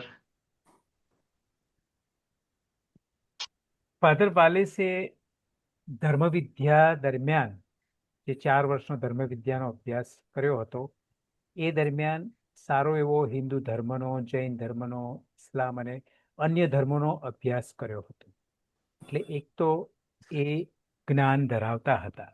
જૈન ધર્મ વિશે પણ એમણે ખૂબ વાંચ્યું હતું અને એમની સંપૂર્ણ સજ્જતા હતી. મેં કહ્યું એમ કે ફાધર વાલેસ એમના પિતાની જેમ ચાલશેમાં માનતા નહોતા. એટલે જે કંઈ કરતા એ પૂરા દિલથી અને મન દઈને કરતા. એટલે એમણે ધર્મ વિશેના જ્ઞાન પણ એમણે પૂરેપૂરી ઊંડાઈથી મેળવ્યા હતા અને એમાં પૂરેપૂરી એમનું પ્રભુત્વ હતું પૂરેપૂરું. એક તો એ અભ્યાસ, અને બીજું કે એમના લોક નિવાસો દરમિયાન પણ એમણે જ્ઞાન મેળવ્યું હતું, વ્યવહારુ જ્ઞાન મેળવ્યું હતું, રીત રિવાજોનું, માન્યતાઓનું, રહેણીકરણીનું, અને માત્ર મનનું જ્ઞાન જ નહીં પણ એમણે હૃદયની પણ જે એકાત્મતા જે હતી એ સાધી હતી. એટલે મનથી અને હૃદયથી એ હિન્દુ, જૈન અને અન્ય ધર્મો સાથે એકરૂપ થયા હતા. એ એમના વાંચનો પરથી સ્પષ્ટ તરી આવે છે. એમણે કોઈને હિન્દુમાંથી ક્રિશ્ચિયાનિટીમાં કન્વર્ટ કરવાનો પ્રયત્ન કર્યો હતો? બિલકુલ નહીં, બિલકુલ નહીં. એ થેન્ક યુ. હોસ્ટેલમાં, ઝેવિયર્સ કોલેજના હોસ્ટેલમાં રહેતા હતા. ત્યાં પણ રહેતા હતા અને ત્યાં વિદ્યાર્થીઓને પણ એ વક્તવ્યો આપતા હતા. એમની આખી જે ધર્મની જે સમજ હતી એ બહુ જ ઊંચી હતી, બહુ જ મોટી હતી. અને એ ખરેખર આપણે કહીએ ને તો એ કન્વર્ઝનમાં માનતા હતા, પણ માનવ પરિવર્તન, ધર્મ પરિવર્તન નહીં. એ વ્યક્તિનું અમાનવો હોય કે અર્ધમાનવો હોય એમનું પૂર્ણ માનવોમાં પરિવર્તન કરવું, એ જ એમનો ઉદ્દેશ હતો. આવું હું એમના વાંચન પરથી કહીશ. ભારતમાં સ્થાયી થવાનો એમનો આશય શું હતો? ભારતમાં એ આવ્યા હતા, એમને મોકલવામાં આવ્યા હતા. અને ભારતમાં જે એમણે વેબસાઇટ પર, જે ફાઉન્ડેશનની વેબસાઇટ પર એમણે એમની આપવીતી કહી છે પોતાની જ ભાષામાં. એમણે એમને લખ્યું હતું કે ભારતમાં, ગુજરાતમાં કોલેજ શરૂ કરવાની હતી અને ત્યાં આગળ અધ્યાપક તરીકે એમને મોકલવાના હતા. એટલે આવે છે અને પછી તરત જ ગુજરાતી શીખીને એ ગણિતનો અભ્યાસ કરવા માટે જાય છે. એટલે સેન્ટ ઝેવિયર્સ કોલેજમાં અધ્યાપક તરીકે એમને મોકલવાના હતા. આવું એમણે એમની આપવીતીમાં કહ્યું છે. આભાર. મારે એક વસ્તુ કહેવી છે. બોલું? ચંપાબેન, હા. એક વખત આપણી સાહિત્ય અકાદમીમાં એમની પધરામણી થઈ હતી અને ત્યારે તો મારા હસબન્ડ પણ હતા અને બધી દીકરીઓ પણ હતી અને અમને એટલો આનંદ થયો ત્યાં જઈને એમને મળવાનો ને બધી આપણી ને છોકરાઓને તો એટલું એમ થઈ ગયું કે જુઓ તો કેટલું સરસ ગુજરાતી બોલે છે અને એ લોકોને એમના માટે બહુ પ્રભાવ પડ્યો હતો. હા, અને આટલી મજા, આટલું અમે એમને મળ્યા એનો પણ અમને બહુ આનંદ થયો હતો. Thank you. વિલાસબેન પણ એમની ખૂબ વાતો કરતા અમને. એમ કે હા, વિલાસબેન ને ત્યાં રહ્યા હતા એ. હા, વિપુલભાઈ જ ગોઠવેલું આપણે, મને લાગે ગુજરાતી સાહિત્ય અકાદમી તરફથી. એક સ્કૂલમાં અમે મળ્યા હતા. ઘણા વર્ષો થઈ ગયા, હવે ખબર નહીં કઈ સાલમાં હતું તે નથી યાદ. એ તો કદાચ વિપુલભાઈને જ ખ્યાલ હશે અત્યારે જો જૂના હોય એમાં. આરપી, તમારે કોઈ પ્રશ્ન છે? આરપી ને કંઈક કહેવું છે? પછી મારી લાઇબ્રેરીમાં પણ પુસ્તકો એમના બહુ જ સરસ રીતે લોકો વાંચવા લઈ જતા. He was quite popular. RP, તમારે અનમ્યુટ કરવું પડશે આરપી. મારો અવાજ આવતો હોય તો હું ચાલુ રાખું, કેમ કે હા, મારું હા, Yeah, હા. આવે છે. સાંભળો, એક સહેજ હસવાની વાત મેં કરી લઉં. વિનાયકજી, આપણે એટલું સરસ ભાષણ આપ્યું, તમે બહુ કહેવું પડે, અને હૃદય સ્વાસરું, અને એટલું જ નહીં, ફાધર વોલેસની ઓલમોસ્ટ ઇફેક્ટ તમારા પ્રવચનમાં પણ છે. સાંભળો, મને તમે એક દેવતા શબ્દ વાપર્યો. એક એમના પ્રશંસકે કહ્યું કે દેવતા ખરેખર આવા બહુ રેર પૃથ્વી પર જન્મતા માણસ હોય છે. પણ તમે એક વિચાર કરો કે એક અજાણ્યો માણસ બાજુમાં દેવતા હોય અને પોતે કનિંગ હોય, ધાડપાડું હોય, એવો એક પ્રસંગ હું તમને મારો કહું છું. 1967 હું પહેલી વાર અહીં અમેરિકા આવ્યો, એટલે 60 વર્ષ પહેલાની વાત છે. આઈ થિંક મેં મારી જોડે, હું સ્વીડિશ એક સ્ટોરની અંદર ગયેલો માત્ર ટાઈમ પાસ કરવા માટે, લે ઓવર ટાઈમ હતો મારો, અને મારા ગજવામાં તો $8 હતા. એમાં $1ની મેં ચોકલેટ ખાઈ લીધી, એટલે $7 હતા. પણ છતાંય ફોટોગ્રાફીના કેમેરા લેવા માટેનો બહુ જીવ. એટલે હું અને મારો મિત્ર 2 જણા માત્ર લમણા ઝીક કરવા માટે દુકાનમાં બેઠા. અને એમાં પેલો સ્વીડિશ, મારું ભાગ્યું તૂટ્યું ઇંગ્લિશ તે વખતનું, અને અમે આ બધી વાત કરીએ, પણ છતાંય પેલા બાજુના ફ્રેન્ડ સાથે હું વાત કરું, જાય છે શું, આપણે તો ટાઈમ પાસ કરવા માટે છે ને, અને જો રકઝક કરવામાં જાય છે શું, અને એ બી નવરો બેઠો છે. એની સાથે એક માણસ આવ્યો, અને એ માણસે મને ગુજરાતીની અંદર આપલે કરવા માંડી. પેલાની જોડે સ્વીડિશમાં બોલે, મારી જોડે આ બોલે, અને અમારી ગુજરાતીની જે વાતો ખરી ને, કે આમ જાય છે શું આપણું, આ પૂછો, $50 માંગતો હોય તો અમે કે આપણે કે $7 આપવો છે, અને એ શું થાય છે એ જોઈએ તો ખરા. આ માણસ પછી રિટ્રોએક્ટિવલી મને ખબર પડી કે એ પોતે ફાધર વાલેસ હતા. કારણ શું છે કે તે વખતે જે પેપરો આવતા હતા, અને સ્વદેશથી તમે અમેરિકા આવો એટલે હજુ તમારી પેલી નાળ તો એવી ધરતી હોય, એટલે તમે ગુજરાતના પેપરો વાંચતા હોય, આ બધું કહે. એ ફોટાની અંદર આ માણસ જે અમારી બાજુમાં હતો તે. હવે તમે વિચાર કરો, આ દેવતા જે છે એની સાથે આ ધાડપાડું છે બાજુમાં. આ પ્રસંગ કેટલો કોન્ટ્રાસ્ટ થાય છે, ખ્યાલ આવ્યો? અને એમાંય એ પોતે ગોરા વાળા હતા, અને એમાં એ ગુજરાતી બોલતા હતા. એ પણ એટલું નવાઈ છપાયેલી છે મારા મગજમાં. દાખલા તરીકે કોઈ હપ્સીના છોકરાને તમે એકદમ જ ગુજરાતીમાં ગાયન, જનની જોડ સખી નહીં મળે રે ગાતા જુઓ, 9 વર્ષનો છોકરો ગાય, તો એ જે આશ્ચર્ય લાગે, એટલું આશ્ચર્ય મને આ ધોળી વ્યક્તિની અંદર લાગતું હતું તે વખતે. અને આ પહેલી વાત તો એ છે કે અમારી આ કનિંગનેસ અને આ જે બધી વૃત્તિ, તે 29મા વર્ષમાં આવેલું, એટલે આ બધું તમે જુઓ તો કેટલો કોન્ટ્રાસ્ટ થાય. અને તમે જ્યારે આ ભાષણ આપતા હોય ત્યારે મને એ પ્રસંગ ઊભો થાય, સ્વીડિશમાં ફોટોગ્રાફ કેમેરા લેવા માટે કેટલું કોન્ટ્રાસ્ટ થાય. It's such a pleasure to listen to you. અને એની સાથે સાથે મારો કોન્ટ્રાસ્ટ પેલું યાદ આવે. મારું વક્તવ્ય પતી ગયું. Very very nice. Thank you. જરા ફરીથી પાછી આવી શકો? આપણે સમય થવા આવ્યો છે હવે, એટલે છેલ્લો પ્રશ્ન આપણે લઈએ. એક જ મિનિટ માટેનો પ્રશ્ન છે. હું છે ને તે અહીંયા હિલમાં એક યુથરી, એટલે યુનિવર્સિટી ઓફ થર્ડ એજ કરીને એક ઓર્ગેનાઇઝેશન છે, તેમાં એક બુક ક્લબ છે. તો તેમાં મને એમ છે કે હું કોઈ એક બુક સજેસ્ટ કરી શકું એવું મને તમે કોઈ આપી શકશો ભદ્રાબેન એમના દ્વારા, ફાધર વિનાયકભાઈ દ્વારા? એ ફાધર વાલેસ ઉપર પુસ્તક કરવું છે? હાજી હાજી. પણ એટલે મને કેમ વધારે સારું લાગ્યું કે ઓપનનેસ ઘણી છે, એવું કોઈ ધાર્મિક એવું નથી, અને એવું જે હોય એ મારે આમાં મૂકવું છે. અને અંગ્રેજીમાં, હે ને? હા, અંગ્રેજીમાં. જરૂર કરો જો. ગુજરાતીમાં તો ઘણા પુસ્તકો પડ્યા છે. જીવન શિક્ષક ફાધર વાલેસ, પછી વૈશ્વિક સંસ્કૃતિના સંવાહક ફાધર વાલેસ, પછી સુગણિતમમાં ફાધર વાલેસ. આ તો બધા ગુજરાતીમાં છે. ગુજરાતીમાં છે. અને વાલેશ્રી ફાધર વાલેસ. અને Sorry? અનેક લોકોએ ફાધર વાલેસ પર પીએચડી કર્યા છે, અનેક વિદ્યાર્થીઓ. એટલે એમના પર પીએચડી કરનાર પણ ઘણા વિદ્યાર્થીઓને હું ઓળખું છું. તો આ ભદ્રાબેન દ્વારા મને આ ટાઇટલ મળી શકશે?